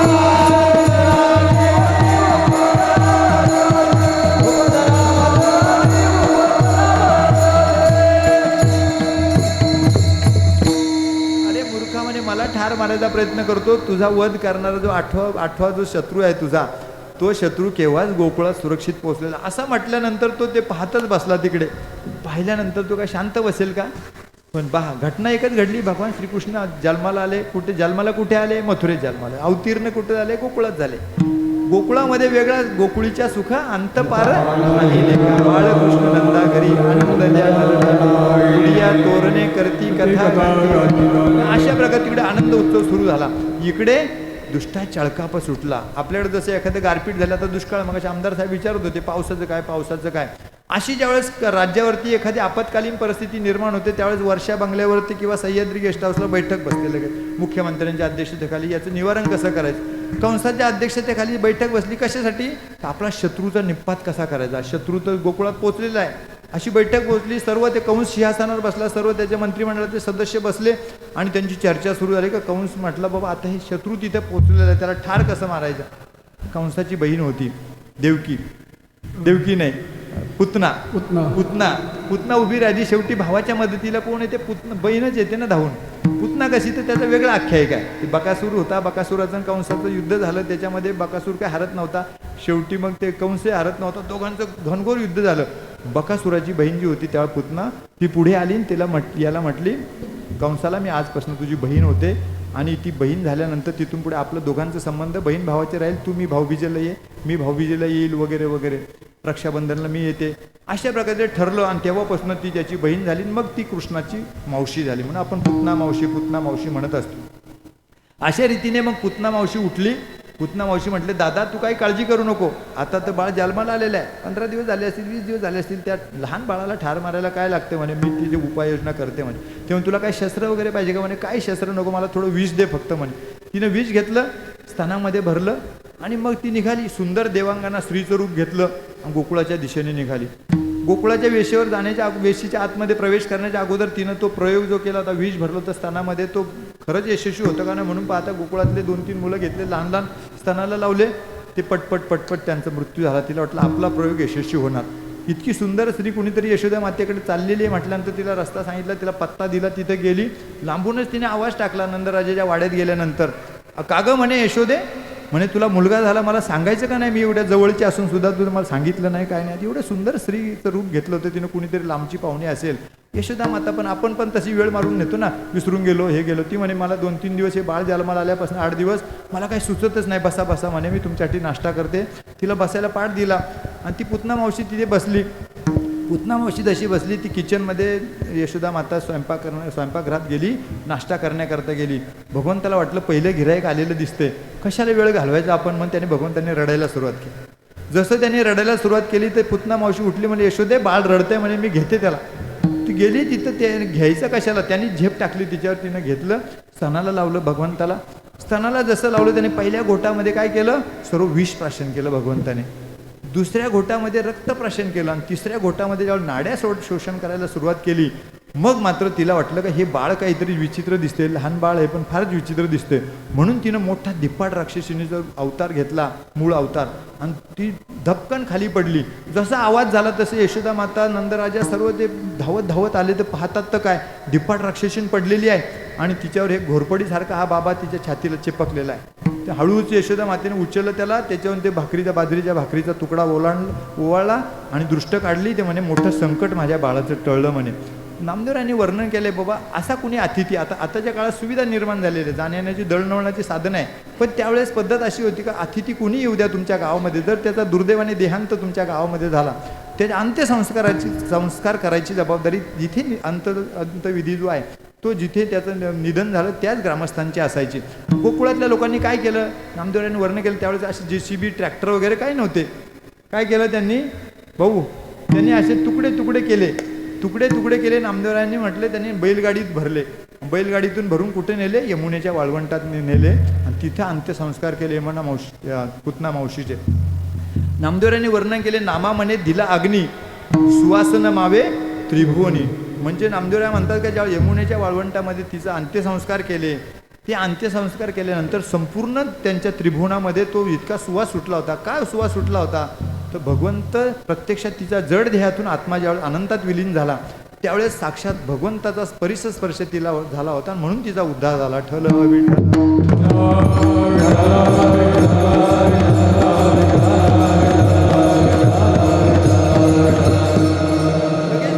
बातमी कंसाला कळली की बाबा आपली जी बहीण तिथे गेली होती पुतना मावशी, तिचं तिकडंच शत्रूनं तिचं नाश केलेला आहे किंवा तिचा वध केलेला आहे वगैरे. पुन्हा बैठक बसली. पुन्हा मग कुणीतरी मदतीला काहीतरी उपाययोजना करा म्हणून सांगायला सुरुवात केली. तेवढ्यात महाबळपट नावाचा राक्षस उठला. तो म्हटला राजेसाहेब काय काळजी करू नका, झालं जास्तीत जास्त 1 महिना 1.5 महिना झाला असेल मुलाला जन्म घेऊन, काय काळजी करू नका, मी जातो म्हणे. तुम्हाला काही शस्त्रास्त्र पाहिजे, काही साधन सामुग्री पाहिजे का, म्हणजे काही नका मला म्हणे, फक्त पंचांग द्या म्हणे, दुटांगी धोतर द्या, काडीचा चष्मा द्या म्हणे, शेंडी बिंडी लावतो म्हणे मी. आणि सुंदर ब्राह्मणाचं रूप त्या महाबळपट राक्षसाने घेतलं. पंचांग घेतलं, दुटांगी धोतर घातलं आणि तो निघाला गोकुळाच्या बाजारपेठेतून. तिथं आतमध्ये गेल्यानंतर कुणीतरी ब्राह्मण आलाय म्हणजे बातमी नंदराजापर्यंत, यशोदा मातेपर्यंत पोहोचली. यशोदा माता नंदराजा दरवाजावर आले, त्यांनी स्वागत केलं. या तात्या म्हटले. मग ब्राह्मण म्हटले बा मी अमुक आहे, महाबळभट आहे आणि मी अचूक भविष्य सांगत असतो बाळांचं. अचूक भविष्य सांगता म्हणे. नंदराजा म्हटले आमचं भविष्य, आमच्या बाळाचं भविष्य सांगू नका. का नका सांगू म्हणे. अरे म्हणे आमच्या गर्गमुनींनी आमचं पर्वत भविष्य सांगितले, सखोल भविष्य सांगितले बाळाचं. मग तिथे नामदेवरांनी वर्णन केले का गर्ग तो चुकला गणितासी. ते म्हणे तुमच्या गर्गमुनींनी जरी तुमचं भविष्य सांगितलं असेल तर ते भविष्य कसं आहे, चुकीचं आहे, अर्धवट आहे. मी अचूक भविष्य सांगू शकतो. अचूक म्हटल्यानंतर परत बसले, नंदराजा समोर बसले, यशोदा माता समोर बसली, सर्व गोपाळवासी समोर बसले, गोकुळवासी. आणि बसल्यानंतर मग ते सांगायला सुरुवात केली त्यांनी भविष्य बाळाचं. सांगितलं त्याने, मग शूर आहे, पराक्रमी आहे, अमुक आहे, ते संघटन कौशल्य होईल, अमुक होईल, तमुक होईल, घराण्याचं नाव उंच करेल वगैरे वगैरे. इथपर्यंत सांगत तात्या तिथं थांबला. थांबल्यानंतर यशोदा मातेच्या मनामध्ये पाल चुकचुकली. यशोदा माता म्हणली तात्या तुम्ही का पॉज घेतला, का थांबलात तुम्ही. ते म्हणे माते म्हणे आतापर्यंतचं भविष्य बाळाचं जे सांगितलं ते अगदी अचूक होतं, पुढले पण अचूकच आहे, पण आतापर्यंत भविष्य सर्व सुंदर होतं, चांगलं होतं, तुम्हाला ऐकायला बरं वाटत होतं, पण या पुढचं भविष्य जे आहे बाळाचं ते अतिशय खराब आहे. मी सांगत नाही, कारण मी जर सांगितलं तर तुम्ही मला माराल, ठार माराल, काहीतरी कराल, म्हणून मी उच्चार करत नाही. ते म्हणे नाही तुम्ही सांगा. नंदराजा म्हटलं मी इथला गोकुळाचा राजा आहे, माझ्या शब्दाबाहेर कुणी नाही आहे, तुम्ही काळजी करू नका. तुम्ही काही सांगितलं भविष्य तरी तुम्हाला कोणी ब्र म्हणणार नाही, तुमच्या शरीराला कोणी हात लावणार नाही, तुम्ही काळजी करू नका. मग तात्याने सांगायला सुरुवात केली. चोऱ्या करेल, शिंदळकी करेल, अमुक करेल, तमुक करेल, सांगत सर्व कृष्णाचे वाईट वर्णन सांगायला सुरुवात केली. आणि शेवटी म्हटला हा मुलगा इतका वाईट आहे का तुमच्या कुळाचा तो नाश करेल. यशोदा मातेला फार वाईट वाटलं. शेवटी माता होती ती. म्हणले मला सांगा तात्या म्हणे याच्यातून उपाययोजना काय आहे का, याच्यातून त्या काही यज्ञ करावं लागेल, एका देवाची काही पूजा करावं लागेल, महाअभिषेक करावा लागेल, काहीतरी करावं लागेल, काहीतरी उपाय बघा. मग त्याने महाबळ भट्टांनी पंचांग पाहिल्यासारखं केलं आणि केल्यानंतर मग त्यांनी सांगितलं एक उपाय आहे, परंतु तो उपाय फार अजून बाळ लहान आहे म्हणे, आत्ताच तो उपाय करू शकता, नंतर हा उपाय होणार नाही. आत्ताच तुमच्या घराण्याची आबरू वाचवायची असेल तर तो उपाय सांगतो म्हणे तुम्हाला. मग काय उपाय म्हणे तात्या. त्यांनी सांगितलं हे बाळ जे आहे ना लहान असल्यामुळे तुम्हाला आपत्ती तर नंतर होतील, याला काय करा, पुरा किंवा गाडा म्हटल्या भगवंत म्हटले आता पाळण्यातून काय हलायची गरज नाही. निर्जीवाला आदेश दिले त्यांनी, घरातल्या सर्व निर्जीवांना आदेश दिले. तो पाठ जो बसायला दिला होता तात्याला, तो पाटाने अलग तात्याला उचललं, गणपती बाप्पा मोरया, आणि उलटा टाकला. जो पाठ पंचांग ठेवायला दिला होता समोर, त्यांनी तात्याचे दोन्ही गालपट अशी एकदम लालबुंद करून टाकले. पाठ टेकायला एक पाठ दिला होता, ते तात्याची पाठण एकदम चेपून घेतली त्या पाठीमागच्या पाठाने. तेवढ्यात मग किचनमधनं 2 पकडी होते, त्या पकडी आल्या आणि तात्याच्या नागपुढे असं 2 धरल्या, नथ लोमते ना तशी नथ तयार झाली त्याची. लाटणं आलं त्याच्या घशात घुसलं. फार सुंदर वर्णन केले नामदेवरायांनी. पण असं करताना तात्याला वाटलं का आता काहीतरी गडबड आहे. म्हटलं तात्या काय केला, उठला आणि पळायला लागला. तेवढी बाज आली मध्ये. बाज म्हटली तात्या पळू नका, हे तर आमच्या घरातले नातेवाईक आहेत, अजून आमच्या शेतावरचे नातेवाईक यायचे.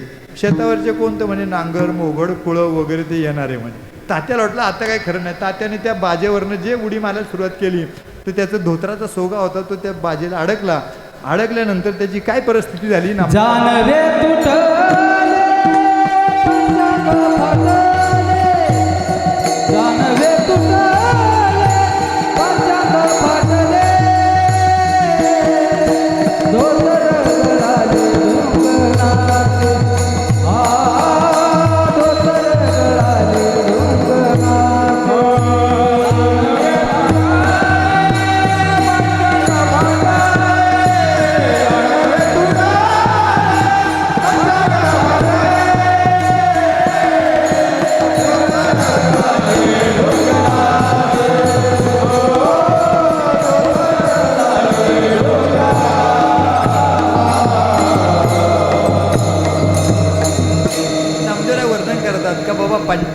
दानवे तुटले, पंचांग फाटले, धोतर गळाले, ढुंगणाचे. धोतर पण त्याचं गळालं आणि तो तशाच अवस्थेत.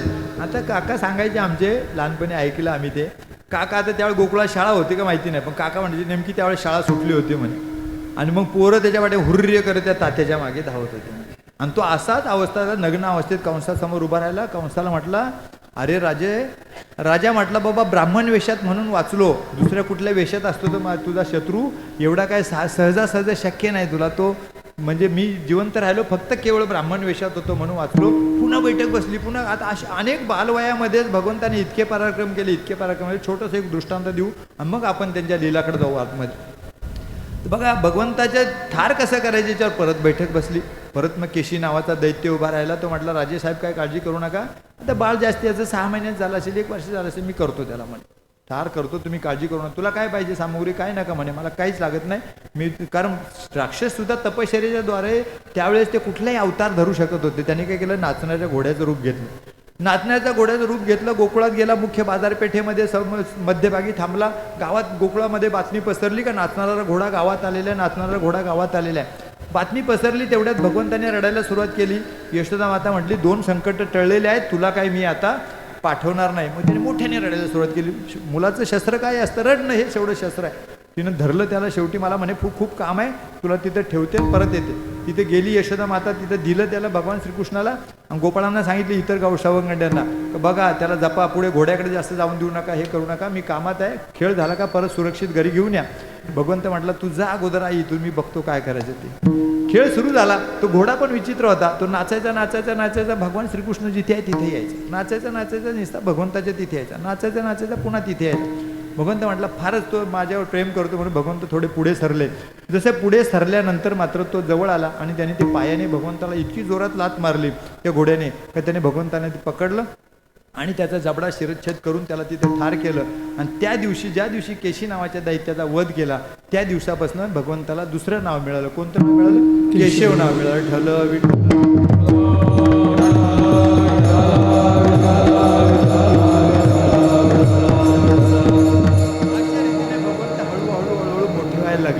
मोठे व्हायला लागल्यानंतर लहानपणी आपण म्हणतो ना, मुलाला फार कार्ट्याला काय केलंय, पाय फार फुटलेले आहेत. आपण म्हणतो लहानपणी आपण म्हणायचं कार्ट्याला फार पाय फुटलेले आहेत. मग भगवंत असे हळूहळू मोठे व्हायला लागले. मग रांगण्याची अवस्था आली. रांगत असताना त्याचं नामदेवरायांनी, माऊलींनी, तुकोबारायांनी, सर्व संतांनी वर्णन केलेलं आहे. नामदेवराय वर्णन करतात, तळवे तळ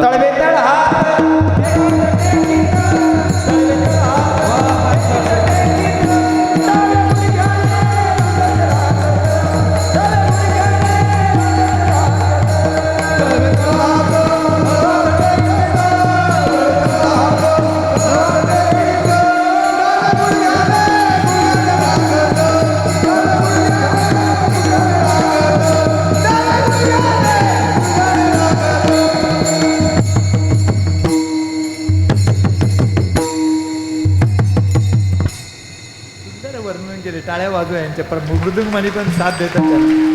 तळवे तळहात टेकीत, डाव्या गुडघ्याने रांगत, रंगणी रंगनाथ तो म्या देखील सये, गवळण जसवंती पै सांगे, आले या कृष्णाचेनी मागे, येणे येणे वस्त्री रंगे, नवनीत माझे भसिले, एका हाती लोण्याचा कवळू, मुख माखिले आळूमळू, चुंबन देता येतो परिमळू, नवनीताचा गे सये, येणे माझे कवाडू घडिले, येणे सिंके व तोडिले, दह्या दुधाचे बक्षिले, उलन दिले ताकाते, ऐशे जरी कामी जाणीते, यमुना पाणी आणावीशी जाते, धरुणी खांबासी बांधिते, शिक्षा लावी ते गोविंदा, ऐसा पुराण प्रसिद्ध चोर, केशव नाम्याचा दातार, पंढरपुरी उभा विटेवर, भक्त पुंडलिकासाठी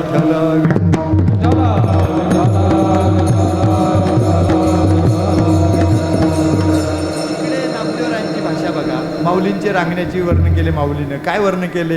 रांगत रंगणी सोरी तलोनी धावणी धरती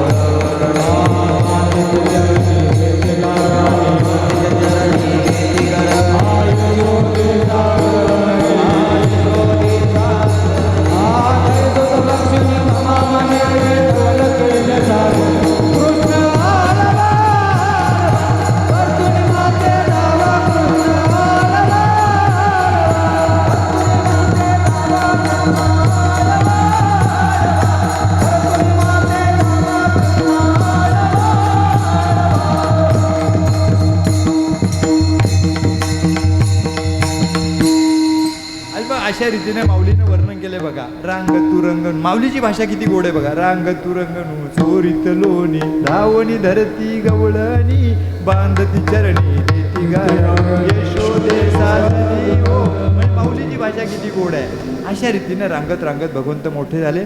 मोठे झाल्यानंतर मग मात्र काय झालं, मग त्यांच्या संघटन कौशल्य, विशेषतः राजकीय क्षेत्रामध्ये खऱ्या अर्थानं संघटन कौशल्य कुणाकडून शिकायला, कोणत्या अवतारामध्ये शिकायला पाहिजे, तर भगवान श्रीकृष्णाकडून शिकायला पाहिजे. कुठल्या जातीचा पंथाचा भेद, कशा प्रकारचा धर्माचा भेद न करता त्यांनी सर्व गोपाळांना एकत्रित केलं.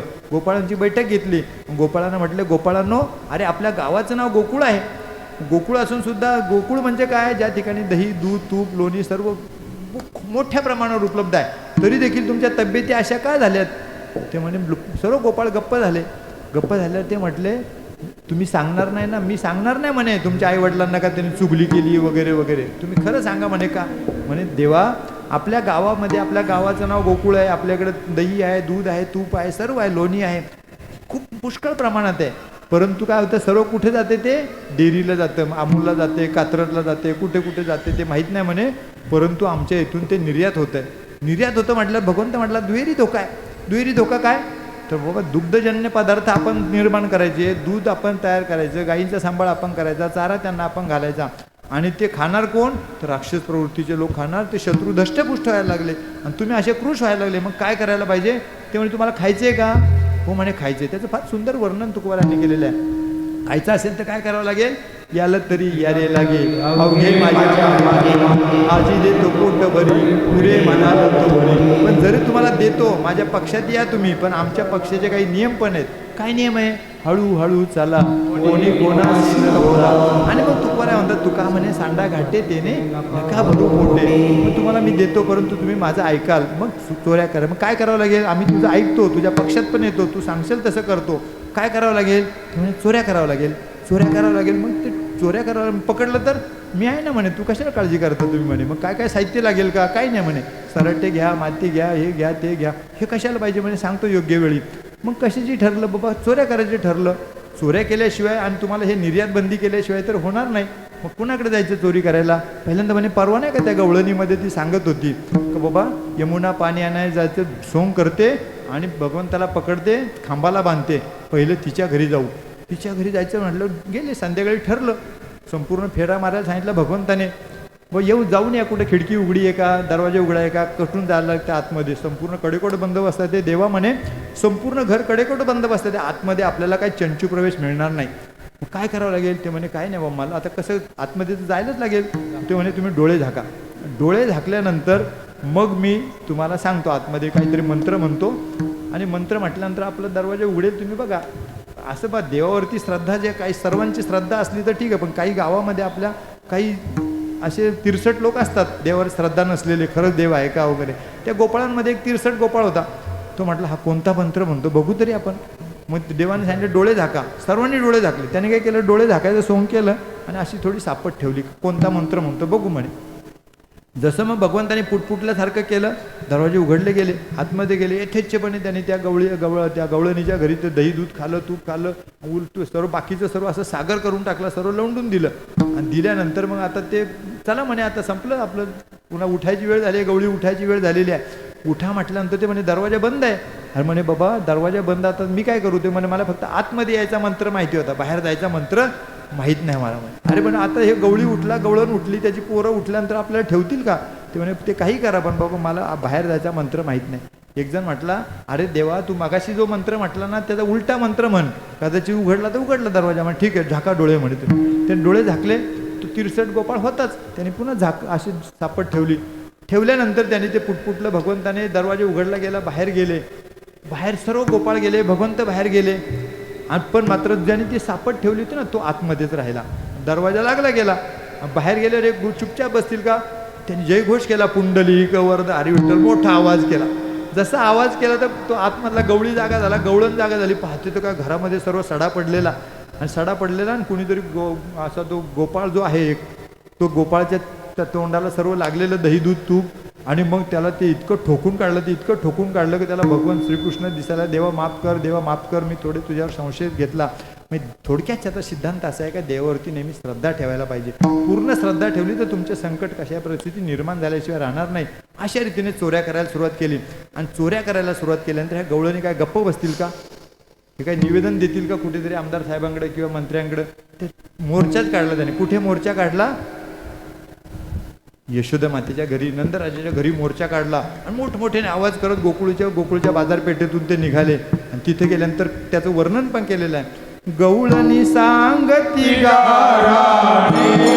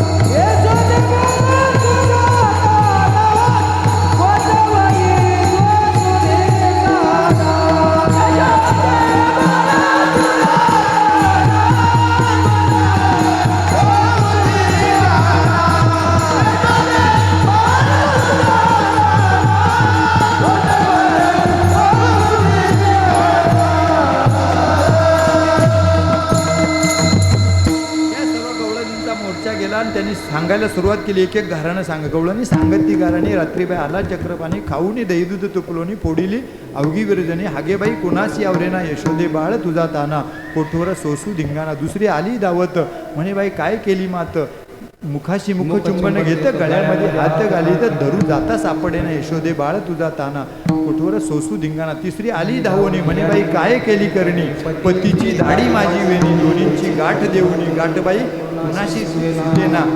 मग अशा रीतीने गवळणींची गाराणी सुरू झाल्यावर यशोदा आईशी ऐकता गाराणी यशोदा नैनी आले पाणी कृष्णा फोडी दे टाकून. आणि मग कृष्णा फोडी टाकून दे म्हटले. परंतु हे झालं गवळणींच्या समोरचं चित्र. गवळणी निघून गेल्या बघते करते सांगते माझ्या बाळाला सांगते. घरी गेल्यानंतर मात्र घरात आतमध्ये गेल्यानंतर कृष्णाला ती म्हटली बाबा बघ तू फोडी टाकून दे. कृष्णा फोडी दे टाकून. पण जरी झालं तर दुसऱ्या दिवशी परत गवळणी आल्या. सांगितलं का तुझ्या मुलाला? मग यशोदा माता शेवटी ती कशी होती मानव देह धारण केलेलीच माता होती ना. तिनं आपली जशी एखाद्या शेजारणीनं आपल्या मुलाचा कान धरून आणला. बघ तुझ्या मुलाने असं केले चावा घेतला. ती म्हणे आपण काय म्हणते ती आई काय म्हणते माझा मुलगा असं करणार नाही. का करणार नाही? मी चांगले संस्कार केलेत हे केलेत आमच्याकडे अशी पद्धत नाही काय नाही. दुसरे कुणातरी पोरगा असेल ते माझ्या मुलावर तू अजिबात आळ घेऊ नकोस. यशोदा मातेने पण त्या कृष्णाची बाजू लावून धरली. काय सांगितलं तिने? बाळ सगुण गुणाचे ताटे बाळ सगुण गुणाचे ताटे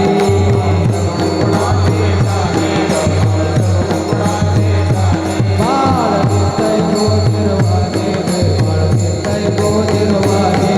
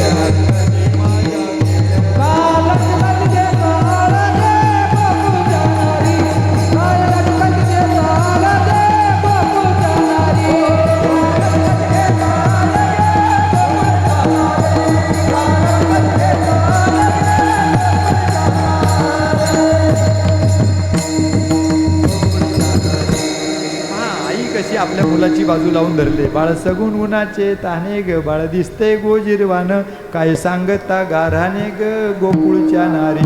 श्रीरंग माझा वेडा ग, याला नाही दुसरा जोडा, तुम्ही याची संगत सोडा गे गोकुळच्या नारी. 5 वर्षाचे माझे बाळ ग, अंगणी माझ्या खेळे, तुम्ही लटकाच घेता आळ गे गोकुळच्या नारी. तुम्ही लपोनियाची गोटी ग, तुम्ही लपोनियाची गोटी, लागत हरीचे पाठी ग, लागत हरीचे पाठी, तुमची एवढी तरी तर खोटी गे गोकुळच्या नारी. तुम्ही लपोनियाचा भोरा ग, तुम्ही लपोनियाचा भोरा, आळ घेता शारंधरा ग, आळ घेता शारंधरा. तुम्ही 12 घरच्या 12 ग, चाकणच्या नाही बरं का, गोकुळच्या नारी. तुम्ही 12 घरच्या 12 ग गोकुळच्या नारी. अशा रीतीने दोघींची जुगलबंदी सुरू झाली. आणि जुगलबंदी सुरू झाल्यानंतर शेवटी यशोदा मातेला वाटलं एवढं जर आग लागली म्हणजे दूर तरी थोडा दूर येतं म्हणजे कुठेतरी आग लागली असणार, हा काही विद्वान नाही, आपल्याला अनुभव आहे. आणि मग ती म्हटले आता बघ मी तुला एक ताकीद देते. काय करते, आमचे वडील सांगायचे, काय सांगायचं तर त्यावेळी काय टेल्को कंपनी बजाज कंपनी होती का नाही, पण काका सांगायचे आता बघ तुझी मी बजाज कंपनीतून टेल्को कंपनीत बदली करणार आहे. काय बदली केली त्यांनी, यशोदा मातेनी, तुम्ही गाया घेऊन सारे गोपाळ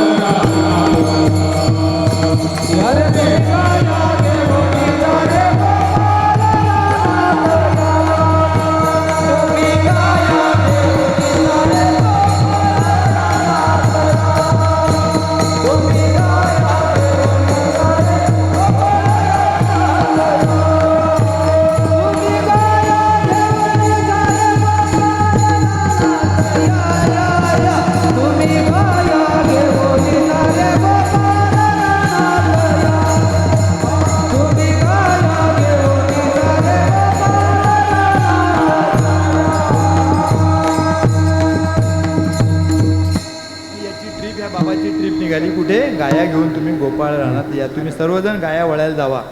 बा आपल्याकडे जर लहान मुलगा असेल, शाळेत जाणार असेल तर काय करते आई, त्या उंबरठ्यापर्यंत त्याला बसमध्ये बसून देईपर्यंत बाय बाय करते. ग्रामीण भागात तसं होत नाही, खेडेगावामध्ये पोरगं दप्तर घेते आपलं जाते चुपचाप शाळेत. पण शहरामध्ये आई मात्र त्या गाडीपर्यंत त्याला पोहोचवायला येत असते. यशोदा माता देखील हा पहिल्यांदाच निघाला, तिने सूचना दिल्या याला जास्त गाई वळायला लावू नका, काट्या कुटत पाठवू नका, माझं बाळ सुखवस्तू आहे, अमुक आहे ते मित्रांना सर्व सवंगड्यांना सूचना दिल्या. यशोदा मातेने उंबरठ्यापर्यंत आली आणि उंबरठ्यापर्यंत आल्यानंतर तिकडे ती पाहत होती. कृष्णाला माहीतच नाही का आई आपली पाठीमागून पाहत आहे. त्यांनी त्याचं चालत सुरू झालं, दिनचर्या चालू झाली. गोधने चारावया जातो शारंग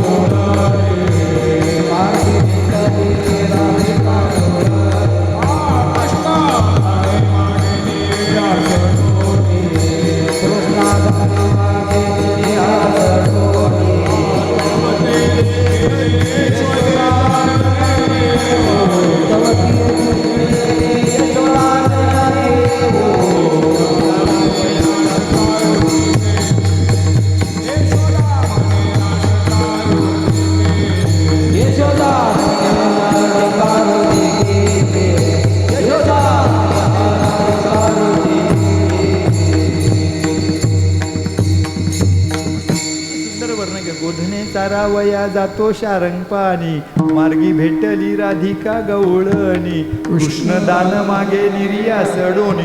यशोदा माता पाहत होती का याला जरी गायांकडे पाठवलं तरी त्या राधिकेच्या बरोबर काहीतरी झटपट चालू आहे. म्हणून तिनं तिथून त्याला मोठ्याने आवाज दिला, परनारीशी कैसारे झोंबशी. जसं आईचा आवाज ऐकल्यावर मग याच्या लक्षात आलं आई पाठीमागून पाहते आहे. मग खोटं खोटं रडायला सुरुवात केली त्याने.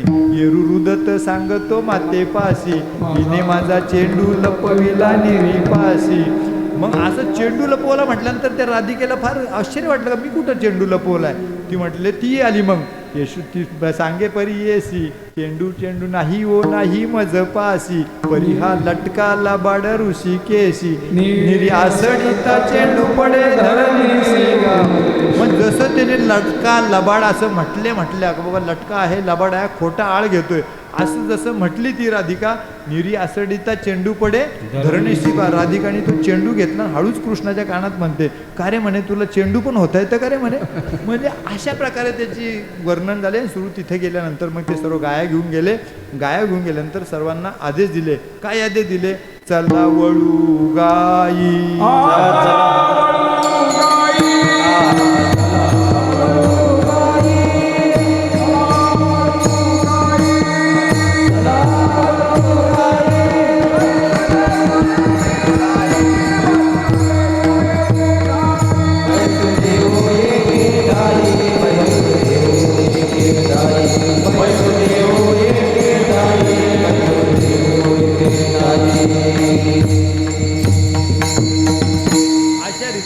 तिथे पोहोचले.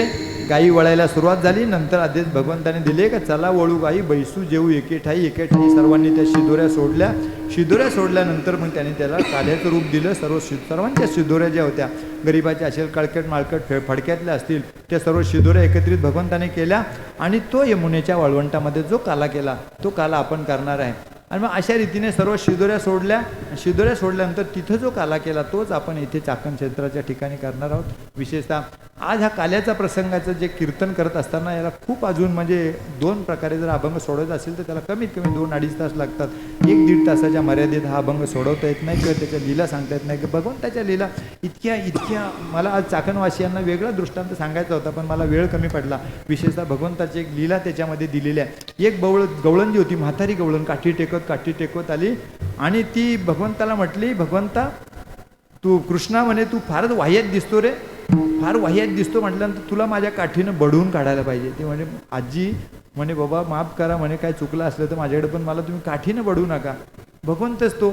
शेवटी भगवंताने काय केलं, त्या दिवशी तिचा बदला घ्यायचा ठरला त्या म्हाताऱ्या आजीचा. काय केलं, आम्ही असता माझं घरी रात्र झाली 2 प्रहरी, मी असता पतीचे शेजारी, अवचित आला तुझा हरी. काय केलं तर आम्ही असता निदसुरी, मुंगूस घेऊन ये आपुल्या करी.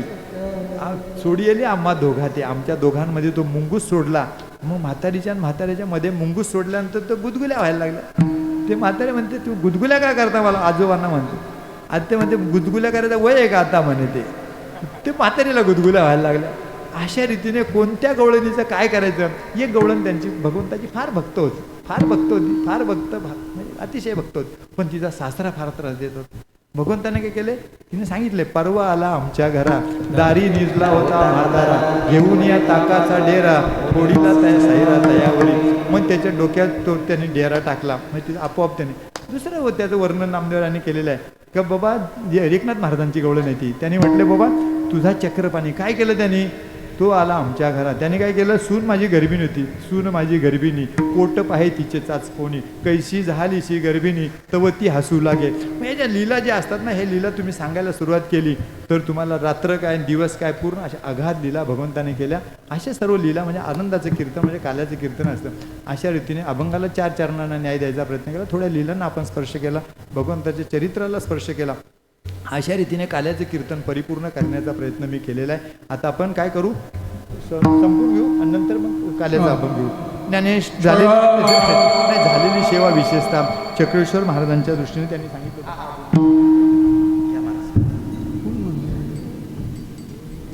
झालेली सेवा विशेषतः चक्रेश्वराच्या चरणाजवळ आपण आज चक्रेश्वराच्या चरणी अर्पण करतो. विशेषतः माझे वडील जे आहेत मणिलाल काकांच्या आशीर्वादाने मी इथे या गादीवर उभा आहे. पवित्र अशा विशेषतः आमदार साहेब असे अनेक लोक इथे बसलेले आहेत. विजय पवार साहेब आमचे इथे माझे परमार्थातले सहकारी इथे आहेत. आणि अनेक सर्व माझे विशेषतः माझ्या दापोली कृषी विद्यापीठाचे संशोधन असल्याचे डायरेक्टर, त्यांच्याकडे पूर्ण विद्यापीठाचे ते प्रमुख होते. ते इथे आज डॉक्टर हलदनकर, पराग हलदनकर आहेत, आमचे शामराव गायकवाड इथे आहेत. अनेक मंडळी इथे मला दिसत आहेत. सर्वांचा नाम निघोजेचे सर्वच मंडळी माझ्याकडे, सुदाम काका असतील, आमचे वाळके महाराज असतील. अशा रीतीने सर्वांच्या प्रति मी ऋण व्यक्त करतो. विशेषतः भगिनी वर्ग जास्त आहे. विशेषतः फक्त चरित्राचा अभंग घेतला असता तर आपल्याला अजून आनंद मिळाला असता, पण तुम्हाला आनंद द्यायचा मी प्रयत्न केला. झालेली सेवा चक्रेश्वर महाराजांच्या चरणी अर्पण करतो. माझे मित्र तुकाराम कांडगे साहेब विशेषतः प्रत्येक ठिकाणी या परिसरात कुठे सेवा असली तर मी त्यांना त्रास देत असतो, त्यांच्याप्रती आदर व्यक्त करतो. झालेली सेवा भगवंताच्या चरणी, माझ्या वडिलांच्या चरणी माझ्या सेवेला पूर्ण देतो. तुम्ही घ्या. हे भोळ्या शंकरा, हे भोळ्या शंकरा.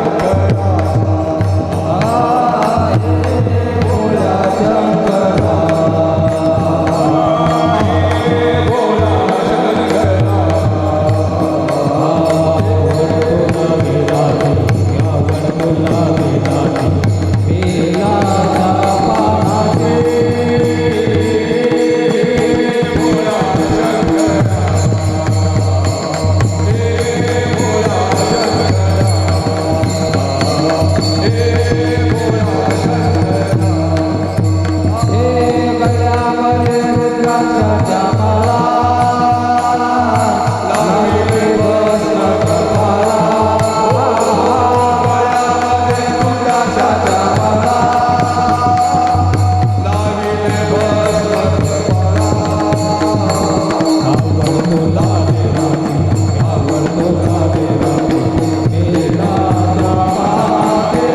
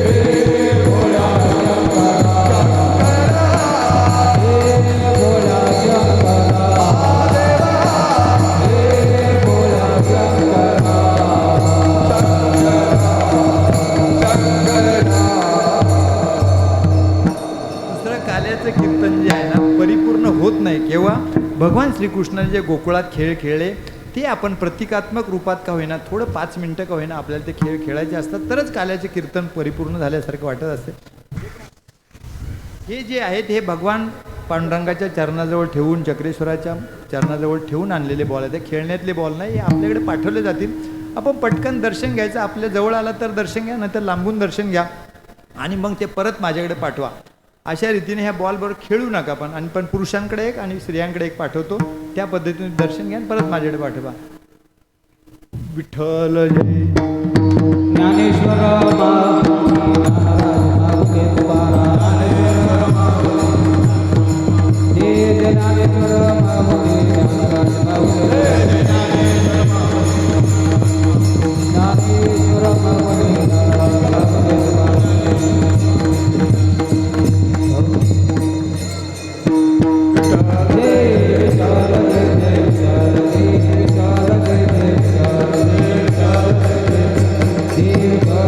देव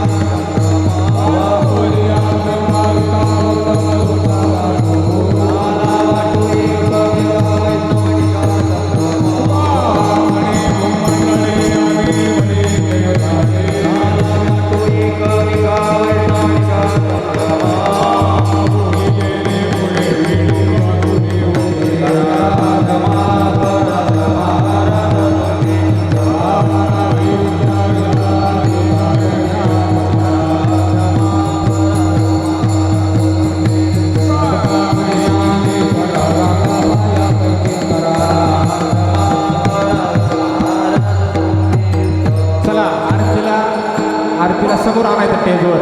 नवलवती विठ्ठल आरतीसाठी समोर आणा स्टेजवर. पुन्हा शंकर म्हणा नवलवती विठ्ठल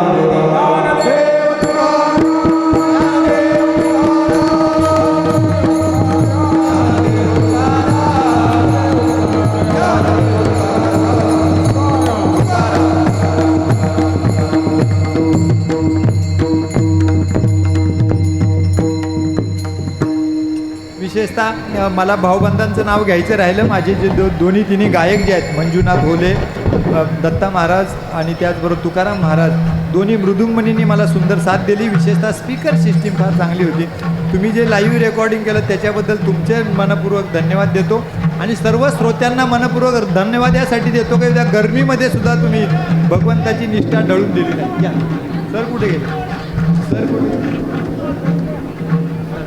सर घ्या. बसा सर्वांनी बसा. 31वा हा दिवस आपल्याकडे काला कीर्तन म्हणून संपन्न होत आहे. श्री चक्रेश्वर मंदिर देवस्थान ट्रस्ट चाकण, समस्त ग्रामस्थ चाकण 12 वाड्यांसह आयोजनाने हा अखंड हरिनाम पुरुषोत्तम अधिक मास कीर्तन सोहळा आज या ठिकाणी काल्याच्या कीर्तनाने संपन्न झालेला आहे. आजच्या काल्याच्या कीर्तनाची कीर्तनरूपी सेवा हरिभक्तपरायण रंगनाथ महाराज नायकडे कडदे सेवानिवृत्त वन संरक्षक अधिकारी यांची काल्याची कीर्तन सेवा संपन्न झालेली आहे. त्यांना अन्न प्रसादसाठीचे देणगीदार जे आहेत कैलासवासी जनार्दन मारुती कांडगे, कैलासवासी श्रीमती लक्ष्मीबाई जनार्दन कांडगे व सत्यशोधिका कैलासवासी सौ हेमाताई राम कांडगे यांच्या स्मरणार्थ ॲडव्होकेट श्री राम जनार्दन कांडगे यांच्या वतीने रुपये 61,000 या ठिकाणी प्राप्त झालेले आहेत. त्याचप्रमाणे कैलासवासी लक्ष्मीबाई व कैलासवासी भिकाजी संभाजी जाधव यांच्या स्मरणार्थ श्री शांताराम भिकाजी जाधव, श्री रामदास भिकाजी जाधव आणि श्री बाजीराव भिकाजी जाधव माजी जिल्हा परिषद सदस्य यांच्या वतीने देणगी प्राप्त झालेली आहे. त्याचप्रमाणे श्री सुरेश जनार्दन कांडगे, श्री अशोक जनार्दन कांडगे, सुरेश जगन्नाथ कांडगे, अशोक जगन्नाथ कांडगे, रमेश जगन्नाथ कांडगे या सर्व कांडगे परिवाराच्या वतीने या ठिकाणी महाप्रसाद देणगी प्राप्त झालेली आहे. कोणती? माझ्याकडे नाही, ती नाही दिले ना, ती यांच्याकडे दिले ते तुम्ही. की याच्यामध्ये भाऊंच्या वतीने त्यांच्या परिवाराच्या वतीने जी देणगी प्राप्त झालेली आहे त्या परिवाराच्या वतीने महाराजांचा यथोचित सन्मान होत आहे.